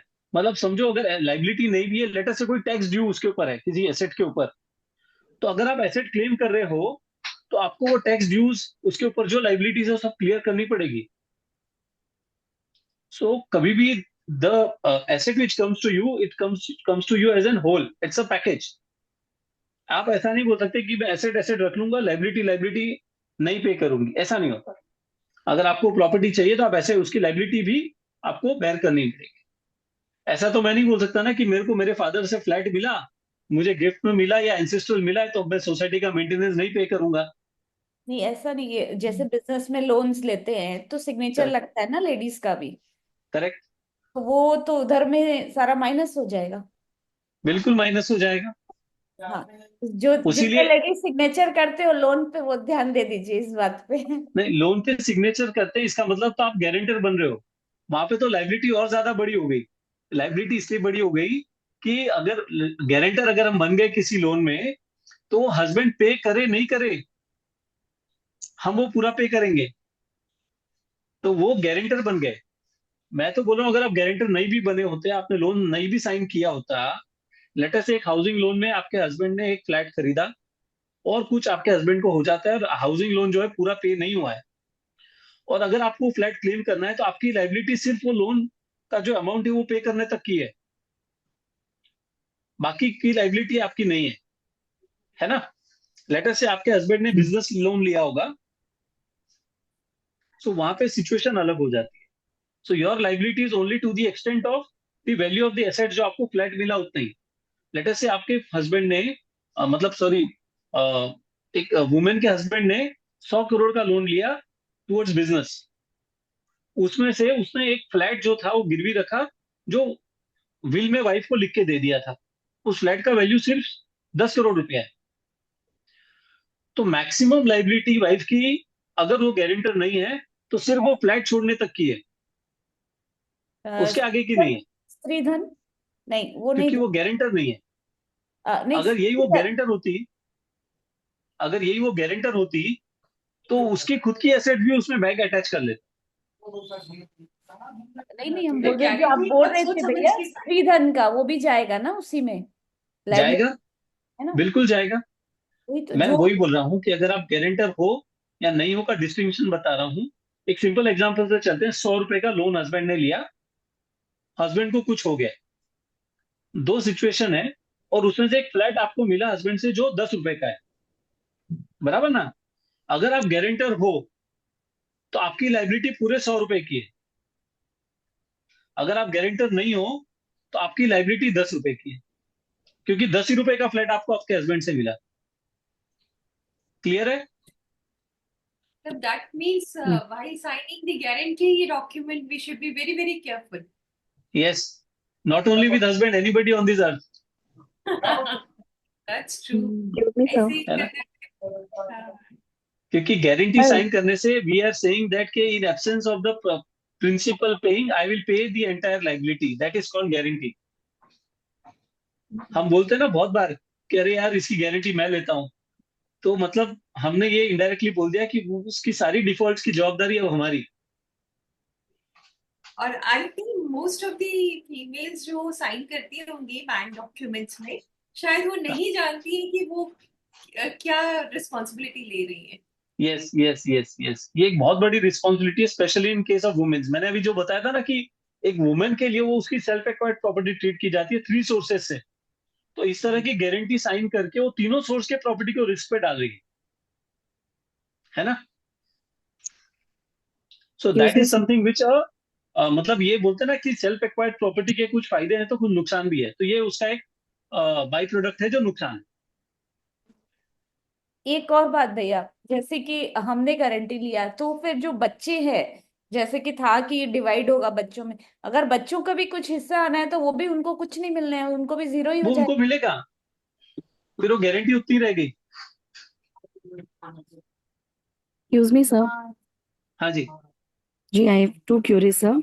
Sir actually एक एक सवाल आ रहा था कि यदि कोई किसी ने अपने मेंटली यदि वो उस टाइम पे फिट नहीं हो और उनके ब्रदर्स या उनके घर वाले कुछ विल को अपने नाम करा ले, तो क्या बाद में वो और उसका डॉक्टर के डॉक्यूमेंट्स वहाँ सबमिट नहीं हो उस टाइम का, तो क्या उनके डॉक्टर्स या फिर उनके सन चाइल्ड वो वापस क्लेम कर सकते हैं क्या? कर यदि सकते हैं, ऐसा बिल्कुल कर सकते हैं, पर बर्डन ऑफ प्रूफ उनके ऊपर है जो तो इस बात को असर्ट कर रहा है कि वो मेंटली फिट नहीं थे। उसका प्रूफ आपको देना होगा कि हाँ, डॉक्टर का तो बर्डन ऑफ ये प्रूफ आपके ऊपर है कि वो मेंटली फिट नहीं थे, ये प्रूफ आपको करना पड़ेगा क्योंकि आप ये बोल रहे हो कि वो मेंटली फिट नहीं थे। यस, तो उनका वो आप कैसे प्रूव करोगे? या तो उनका डॉक्टर के डॉक्यूमेंट से through out.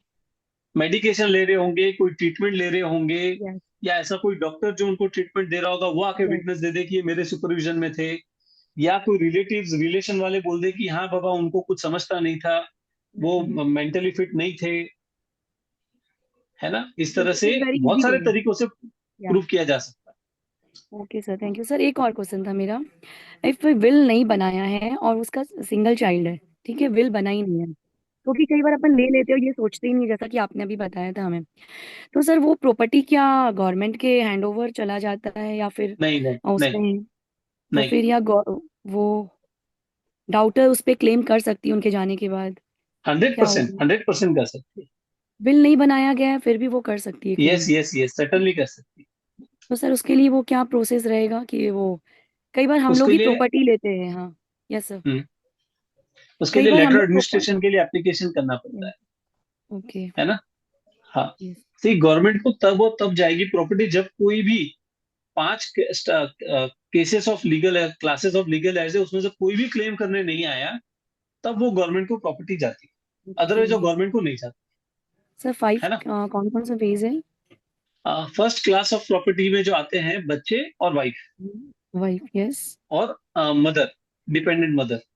Late us see in okay case of male it will be first class of family में बच्चे, बच्चों के बच्चे, वाइफ और dependent mother. In case of women जो है उस केस में 3 लीगल हेयर आते हैं क्लास 1 में, बच्चे मतलब सन, डॉटर एंड हस्बैंड। अगर ये तीनों ही नहीं है तो क्लास 2 में जाता है।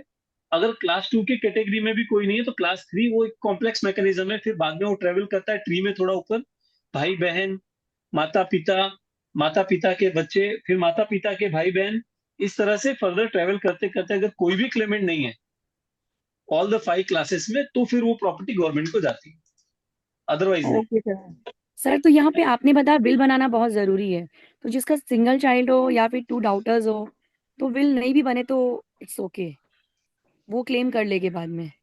सी इज इन नहीं, सेफ मैं जॉन। मैं मैं थोड़ा सा डिफर करता हूँ कि विल बनाना इसलिए जरूरी है, भले सिंगल चाइल्ड भी है तो भी उसको ईज रहे क्लेम करने के लिए, इसलिए विल बनानी चाहिए, ओके, है ना। उसे आगे जाके प्रॉब्लम फेस नहीं करना पड़े। करेक्ट। दूसरा, ओके। आजकल क्या हो गया है कि टेक्नोलॉजी इतनी फास्ट हो गई, हर चीज डिजिटल रहती है ना। यस तो अब मैं यहाँ ऑफिस में बैठे बैठे क्या खरीद रहा हूँ ऑनलाइन या क्या बेच रहा हूँ, मेरे बच्चों को, बीवी को, किसी को पता ही नहीं होता। यस मैं आप सबसे पूछता हूँ कि आप लोग को पता है कि आपके हस्बैंड की क्या क्या एसेट्स है, कौन नो से सर। बैंक अकाउंट्स है, कौन से बैंक अकाउंट में कितने पैसे पड़े हैं, कितने डिमेट अकाउंट्स है, उसमें क्या क्या अमाउंट्स पड़े हैं, नहीं पता होता। Day to day yes business में आपके हस्बैंड के किस किस के से कितने कितने पैसे लेने हैं, नहीं पता होता। क्यों? क्योंकि आजकल, पहले तो क्या था, जॉइंट फैमिली कल्चर होता था, पूरा परिवार साथ में डील करता था, तो घर में अगर एक को नहीं मालूम तो दूसरे को मालूम, दूसरे को नहीं यस मालूम तो तीसरे को मालूम। प्लस जूने जमाने में लोग चोपड़ा रखते थे, हर हाँ चीज बही खाते में लिखी जाती थी, उसका हिसाब किताब रहता था। तो फिर भी चलो अगर आदमी नहीं रहा तो उसके पीछे उसके बही खाते देख लेंगे, हिसाब किताब देख लेंगे, दूसरे फैमिली मेंबर्स देख लेंगे। पर अब फैमिलीज हो गई न्यूक्लियर, और न्यूक्लियर में भी होता यह है, मैं मेरी बात ही कर दूं, मैं सुबह घर से नाश्ता करके निकलता हूँ, शाम को घर पे जाता हूँ, 5-10 मिनट जब खाना खा रहा हूँ, बच्चों से बात कर ली, बीवी से बात कर ली, उसके बाद में अपनी टीवी ऑन करता हूँ और बैठ जाता हूँ। मेरे बच्चे अपने अपने कमरे में अपना अपना मोबाइल देख रहे होते हैं, मेरी वाइफ बेडरूम में जाके अपना मोबाइल देख रही होती है। यस, जनरली ये मेरे केसेस में घर की ऐसा ही बात होता बता है। रहा हूँ, है यस ना? ऐसे ही होता है। सर, तो ऐसा ही इस होता है सिचुएशन जनरली। में हो सकता है किसी का कम्युनिकेशन ज्यादा होगा, किसी का कम होगा। अब मैंने आज दिन भर या इस पूरे महीने में ऑफिस में क्या काम किया किसको मालूम, नो क्या वन कमाया किसको मालूम, क्या पैसा किसको दिया किसको मालूम, है ना? Nobody nose. यस। इसलिए कम से कम बिल बना देने से हमारी बड़ी बड़ी संपत्तियां जो है वो तो कहीं ना कहीं डॉक्यूमेंटेड हो गई, यस। है ना? कम से कम लार्जर पिक्चर तो सेफ है, छोटा मोटा जो डे टू डे वाला गया वो गया, मिस हो गया वो हो गया। So that is also reason bill बनाना चाहिए।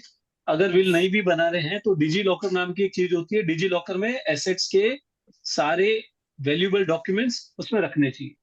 कितने लोग डिजिटल डिजी लॉकर यूज करते हैं?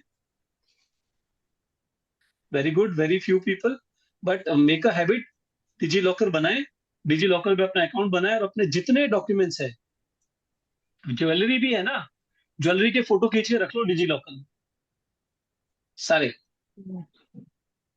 मतलब अपन सर ये दिस इज सोचेंगे ना कि कल इनकम टैक्स वाला आएंगे, उनको फोटो मिल जाएंगे, फिर प्रॉब्लम हो जाएगी।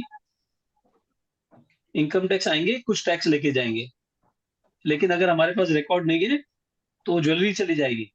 आजकल तो बहुत बार होता है, आप लोग लेडीज लोग आपस में ज्वेलरी शेयर भी करते हो। मैंने अपनी बहन को दे दी पहनने के लिए, अपनी भाभी को दे दी पहनने के लिए। बहुत बार हम भूल जाते हैं लेना देना, वापस मंगाना। आजकल लोगों की मेमोरी बहुत वीक हो गई, like we have very short term memory, हम भूल जाते हैं। तो उस सिचुएशन में फोटो लगा हुआ रहेगा तो हमको पता रहेगा, अरे यार मेरे पास तो फलानी ज्वेलरी है ना? सो डिजी लॉकर में सारे एसेट्स रखने चाहिए, एसेट्स की डिटेल्स रखनी चाहिए। अगर डिजी लॉकर नहीं तो कोई भी एक अच्छी प्लेस पे रखनी चाहिए।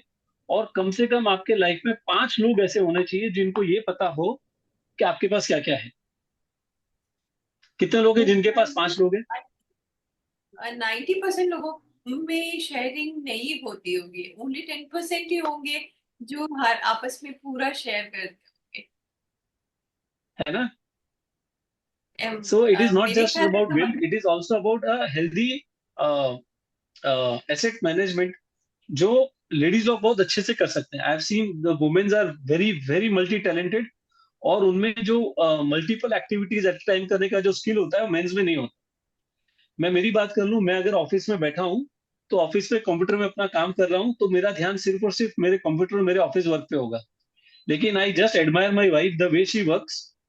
वो किचन में काम भी करेगी, उसको ये भी पता है कि मैं लिविंग रूम में खाना खा रहा हूँ तो मेरे थाली में खाना रोटी है या नहीं है, साइड में मेरे चैनल में क्या चल रहा है टीवी में, साइड में मेरे बच्चे बेडरूम में क्या चीज मांग रहे हैं उनको दे भी देगी। उसके साथ साथ वो अपने बहन से किसी से फोन पे भी बात कर लेगी। इतना सारा काम वो एक साथ कर लेती है। That is the ability of women. मैंने मल्टी देखा है मेरे मल्टी ऑफिस में टैलेंटेड। स्टाफ जो है लेडी स्टाफ, वो बहुत अच्छे से ऑफिस का काम भी करते हैं साइड बाय साइड। अरे मेरे मम्मी के लिए मुझे शाम को ये लेके जाना है, पापा के लिए वो लेके जाना है, अरे मेरे भाई को फोन करके याद दिलाना है कि उसकी फ्लाइट है। सारा कुछ लेडीज लोग बहुत अच्छे से मैनेज करते हैं। ये एक स्पेशल एबिलिटी है वुमेन्स की, where they do multitasking, multiple activities at a time. मतलब ऐसा नहीं कि मैं ऑफिस में बैठी हूँ कंप्यूटर में काम कर रही हूँ तो मैं भूल जाऊंगी कि मेरे मम्मी की दवाई लेनी बाकी है। उनको याद रहता है, बराबर दवाई लेने का टाइम आएगा उनको याद आ जाएगा, अरे मेरी मम्मी को दवाई देनी है। फोन काम को साइड में रखेगी, फोन उठाएगी, मम्मी को फोन करेगी दवाई ले लेना, और वापस अपने काम पे। ये एक्सपर्टीज वुमेन्स की होती है। और इसीलिए हम ये सेशन कर रहे हैं आज वुमेन्स के साथ कि आपका काम है अपने फैमिली का वेलबींग देखना, अपने रिस्पेक्टिव हस्बैंड से विल बनवाना, उनके साथ शाम को बैठ के हिसाब किताब लेना। भैया दिखा दो एक एसेट्स की पूरी लिस्ट बनवा दो मेरे को, आपके सारे बैंक अकाउंट्स के पासवर्ड लिखा दो, आपके जितने भी डिजिटल अकाउंट्स हैं, ऑनलाइन अकाउंट्स हैं, सबके login ID password basic details, account details हमको एक कागज पे लिखवा दो या टेली में कहीं पे दे दो, एक पासवर्ड प्रोटेक्टेड फाइल में, बिकॉज कब क्या होगा नोबडी नोस। कितने लोगों ने ऐसा करके रखा है? कुछ कुछ हद तक। नहीं, हाँ अभी तो नहीं, पर कोविड के समय यदि ये सारी चीजों का बहुत लोगों को फेस करना पड़ा। मैं बोल रहा हूँ कि हस्बैंड वोंट टेल। हस्बैंड की मैं जाने तो के बाद अपनी लेडीज को पता ही नहीं था कि उनके पास क्या है क्या नहीं है। मैं अपनी वाइफ को एवरी मंथ अपना पूरा डेटा जो है उसका एक लिस्ट बना के ईमेल करते रहता हूँ। मैंने एक वर्ड फाइल बना के रखी है, एक्सेल शीट फाइल बना के रखी है, जिसमें जब भी मैंने कोई नया बैंक अकाउंट खोला या उसमें पासवर्ड चेंज किया या कुछ किया तो इमीडिएटली वाइफ को एवरी मंथली ईमेल चला जाता है या उससे डेटा शेयर हो जाता है, so that at least she knows के उसके पीछे, मतलब उसके हस्बैंड के पीछे उसके पास क्या आना है। क्या चलो let's come back to topic. It is already 4:37 I think and आज मैंने आई हम थिंक मोर दो देन 1 कवर। आवर एक्सीड कर लिया है। रितु जी कितना टाइम ले सकते हैं अभी? अभी मुझे ऐसा लग रहा है कि जो आपके दो टॉपिक है उसके लिए एक बार आपको फिर बुला लेंगे। Yeah, we need more such अभी sessions. क्वेश्चन चलो आंसर एक ले काम लेते करते हैं, हैं। मेरा विल का टॉपिक लगभग नीड ऑफ विल जो है, importance and need of will खत्म हो गया। How to make a will जो है I will take only 2 minutes.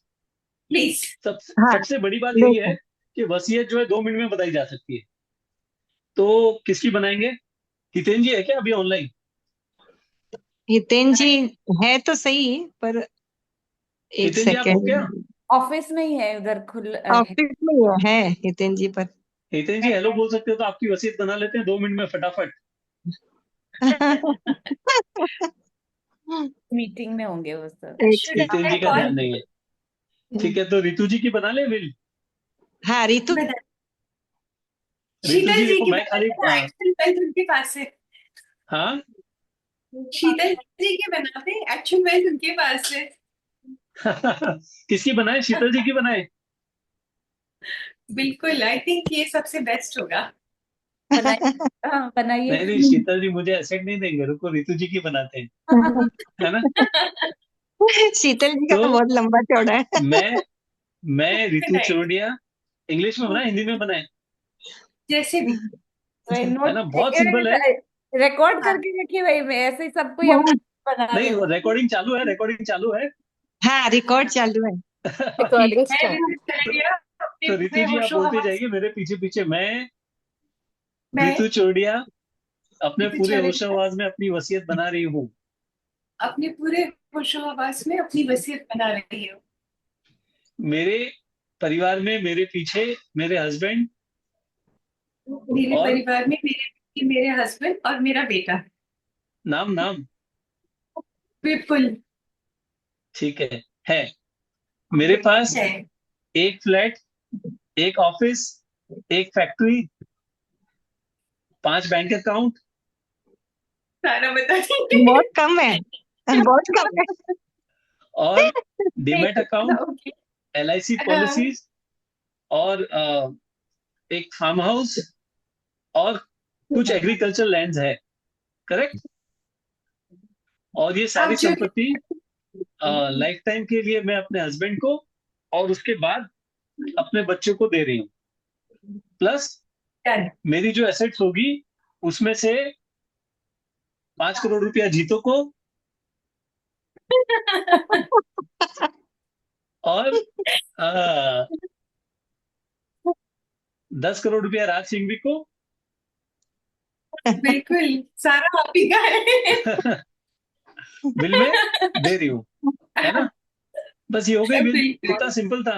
एकदम सिंपल है। और ये जीतो सारी के पास संपत्ति को इतना एग्जीक्यूट तो करने के विटनेस लिए विटनेस भी तो चाहिए ना सर। हाँ हाँ 2 मिनट, इस सबको आपने एग्जीक्यूट हाँ करने कर के दिया लिए है।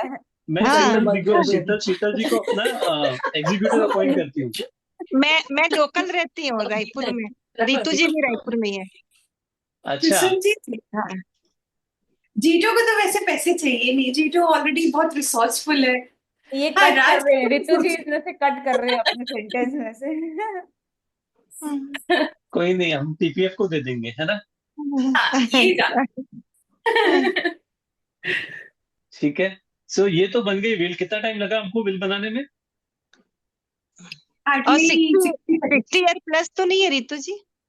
नहीं तो फिर एक नहीं सर्टिफिकेट लगेगा डॉक्टर का। अभी हाँ कोई सर्टिफिकेट नहीं, अभी वो यंग है, अभी डॉक्टर राज सर्टिफिकेट नहीं भैया, चाहिए। हमारा जो नेक्स्ट आपका रहेगा सेशन, उसमें सब ऐसे ही लिख के लेकर आएंगे और सब अपना पढ़ लेंगे आपके सामने, और हम सब हाँ गवाह रहेंगे, तो हमारा सबका विल फाइनल हो जाएगा आपके देख रेख में। चलो ठीक है। अभी कोई क्वेश्चन बचता है?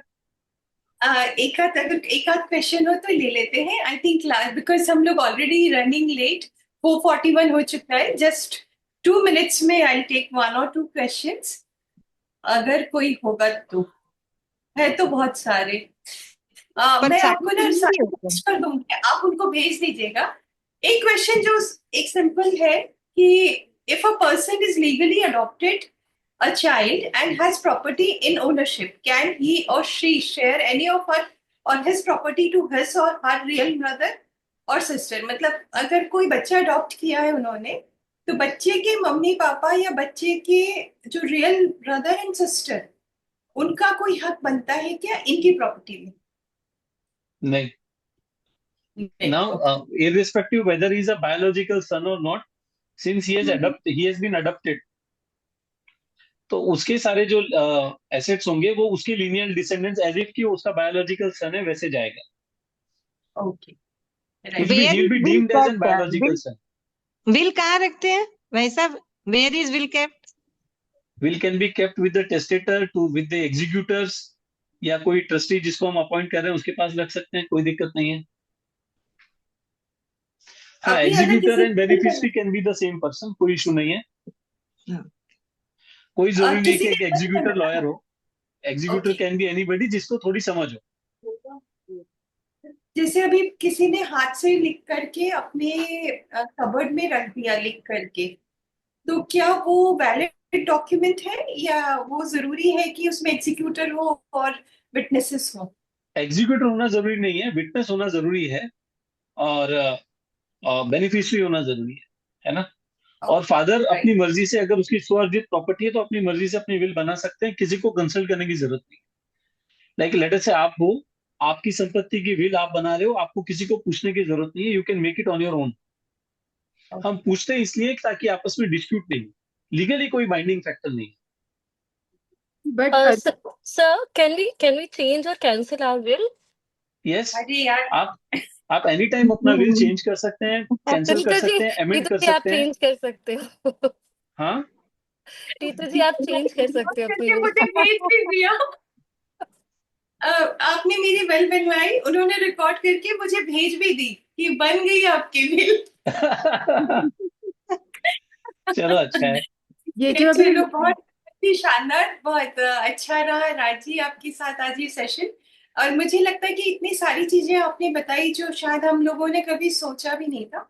Even as a chartered accountant मुझे भी बहुत सारी चीजें नई जानने को मिली, जो मुझे लगता है कि हमारे जितने पार्टिसिपेंट्स थे उन्होंने बहुत कुछ सीखा और बहुत कुछ जाना होगा। उन्होंने नोट्स भी बनाए होंगे, अगर नोट्स नहीं बनाए होंगे तो हमारा ये रिकॉर्डेड सेशन अवेलेबल होगा, तो प्लीज इसको देखिएगा और अपने रिकॉर्ड्स बनाइएगा। क्योंकि टाइम बहुत हो गया है तो मैं just jumping on the conclusion. For thanks giving मैं इनवाइट करना चाहूंगी रश्मि जी को। रश्मि जी जैन रायपुर चैप्टर की प्रेसिडेंट है, जेएलडब्ल्यू चैप्टर की प्रेसिडेंट है, और अंकिता जी यहाँ पर है। दो लोग को बहुत बहुत बधाई इस खूबसूरत से thank you, programme. Thank you. और अपनी थाईलैंड की टीम बहुत इंटरेक्टिव रखा आपके कारण, ये जो पूरा सेशन था। आप दोनों को मैं दे देती हूँ, बाकी को रश्मि जी। सभी को जय मेन भी जिनेंद्र। था। एक सेकंड, मेन जैसे सर ने अभी बताया, मुझे लगता है कि मेन को भी ये सेशन लेना चाहिए। भाई साहब ने जैसे बताया कि सारा चीज है ना लेडीज को पता होना चाहिए। एक्चुअली क्या हुआ है हाँ। मालूम है कि मैंने कम से कम अभी तक 20 से 25 सेशन कर लिए विल के ऊपर, पर कन्वर्जन रेट जो है बहुत स्लो है, मतलब 1% भी कन्वर्जन नहीं है। तो मैंने फॉर अ चेंज सोचा कि चलो थोड़ा ट्वीक करते हैं, अब सेशंस करते हैं वुमेन्स के साथ। वुमेन विल बनाए नहीं बनाए, अपने हस्बैंड से बनवा तो लेगी। हाँ, अब ये कर सकते हैं। हाँ। सभी को जय जिनेन्द्र। आप सभी को तहे दिल से धन्यवाद देती हूँ। चेयरपर्सन शीतल जी, सेक्रेटरी रितु जी एवं पूरी core committee, MPCG zone Hiten ji, secretary Dilip ji, JLW zone convener Kusum ji, DG Nari project convener Priyanka ji का मैं भी तहे दिल से धन्यवाद करती हूँ, जिसके साथ काम करके बहुत ही अच्छा लगा, बहुत कुछ सीखने को मिला। राजेंद्र जी का तो मैं तहे दिल से धन्यवाद करती हूँ, जिन्होंने इतने सरल शब्द सरल तरीके से हम सबको समझाया और हमारे राइट्स बताए। रायपुर चैप्टर चेयरमैन तिलोक जी एवं कोर कमेटी, जिन्होंने आज इस आयोजन को अपनी उपस्थिति से गरिमा प्रदान की। साथ ही मैं आभार व्यक्त करती हूँ हमारे जेएलडब्ल्यू जोन कन्वीनर एवं जेएल वर्टिकल कन्वीनर, थाईलैंड के जेएलडब्ल्यू चेयरपर्सन सीमा जी एवं सेक्रेटरी श्वेता जी एवं पूरी कोर कमेटी और मेंबर, जिन्होंने हमारे साथ मिलकर यह प्रोग्राम किया और आप सबके सहयोग से यह कार्यक्रम सफलतापूर्वक संपन्न हुआ। आप सभी को बहुत बहुत धन्यवाद देती हूँ। हमारे कार्यक्रम की शोभा बढ़ाने के लिए ऑल सीपी, सीएस एवं कोर कमेटी, ऑल जेएलडब्ल्यू मेंबर एवं सभी उपस्थित जनों का भी तहे दिल से धन्यवाद देती हूँ। आप सब लोगों के सहयोग के बिना यह इवेंट संभव नहीं था। आप सभी की उपस्थिति हमारे लिए प्रेरणादायक रही। आयोजन को सफल बनाने के लिए जिन जिन लोगों ने पर्दे के पीछे अथवा हम सामने रहकर मेहनत की है, उन सभी को मैं तहे दिल से धन्यवाद करती हूँ और आभार व्यक्त करती हूँ। आप सभी के सहयोग और आशीर्वाद से यह कार्यक्रम सफल हो पाया। धन्यवाद। आप सभी का दिन मंगलमय हो। Thank you. Thank you. Thank you so much राजी, आपने इतना समय दिया and it's a working day. I am sure कि आपका बहुत सारा टाइम हमने प्रोफेशनली दिया है। श्योरली वो कंपनसेट हो जाएगा with our female participants coming for your consultation. Thank you very sir, much. Thank you so much. बहुत ही अच्छा है, बहुत अच्छा सेशन रहा है। ऐसा बहुत लगता अच्छा है कि एक सेशन दो हुआ, सेशन बहुत और इजी करना वे में चाहिए। समझाया आपने। एकदम क्लियर हो यस गया। यस और अब हम सब आपके अगले सेशन का वेट इंतजार करें। जल्द ही जल्द आप नेक्स्ट बेसब्री से सेशन हमारे इंतजार साथ करेंगे। वेरी करेंगे। A big thanks for Priyanka ji. Actually Priyanka ji ही सूत्रधार रही इस पूरे हाँ, प्रोग्राम की। मेन तो Yes, Priyanka yes. Ji thank you Ritu ji. Priyanka ji, आप कुछ बोलना चाहते हैं तो नहीं प्रियंका जी नहीं, कोई थैंक बात। यू सो मच रितु जी। आपसे बात करके हमें इतने अच्छे स्पीकर मिले, राज सर के साथ हमने इतना कुछ सीखा। और really appreciate to the team of Thailand and Raipur chapter. बहुत एनर्जेटिक टीम है और हम लोग ऐसे सेशंस और भी करें। राज सर से रिक्वेस्ट है, ये हमारा फर्स्ट सेशन था, ये टॉपिक बहुत वास्ट है, हम लोग और भी आगे इसमें सेशंस करेंगे। Thank you. Sure. Thank you so much. Thank you so thank you much thank you everyone. Thank you Thank thank you. you. Thank सभी you. को।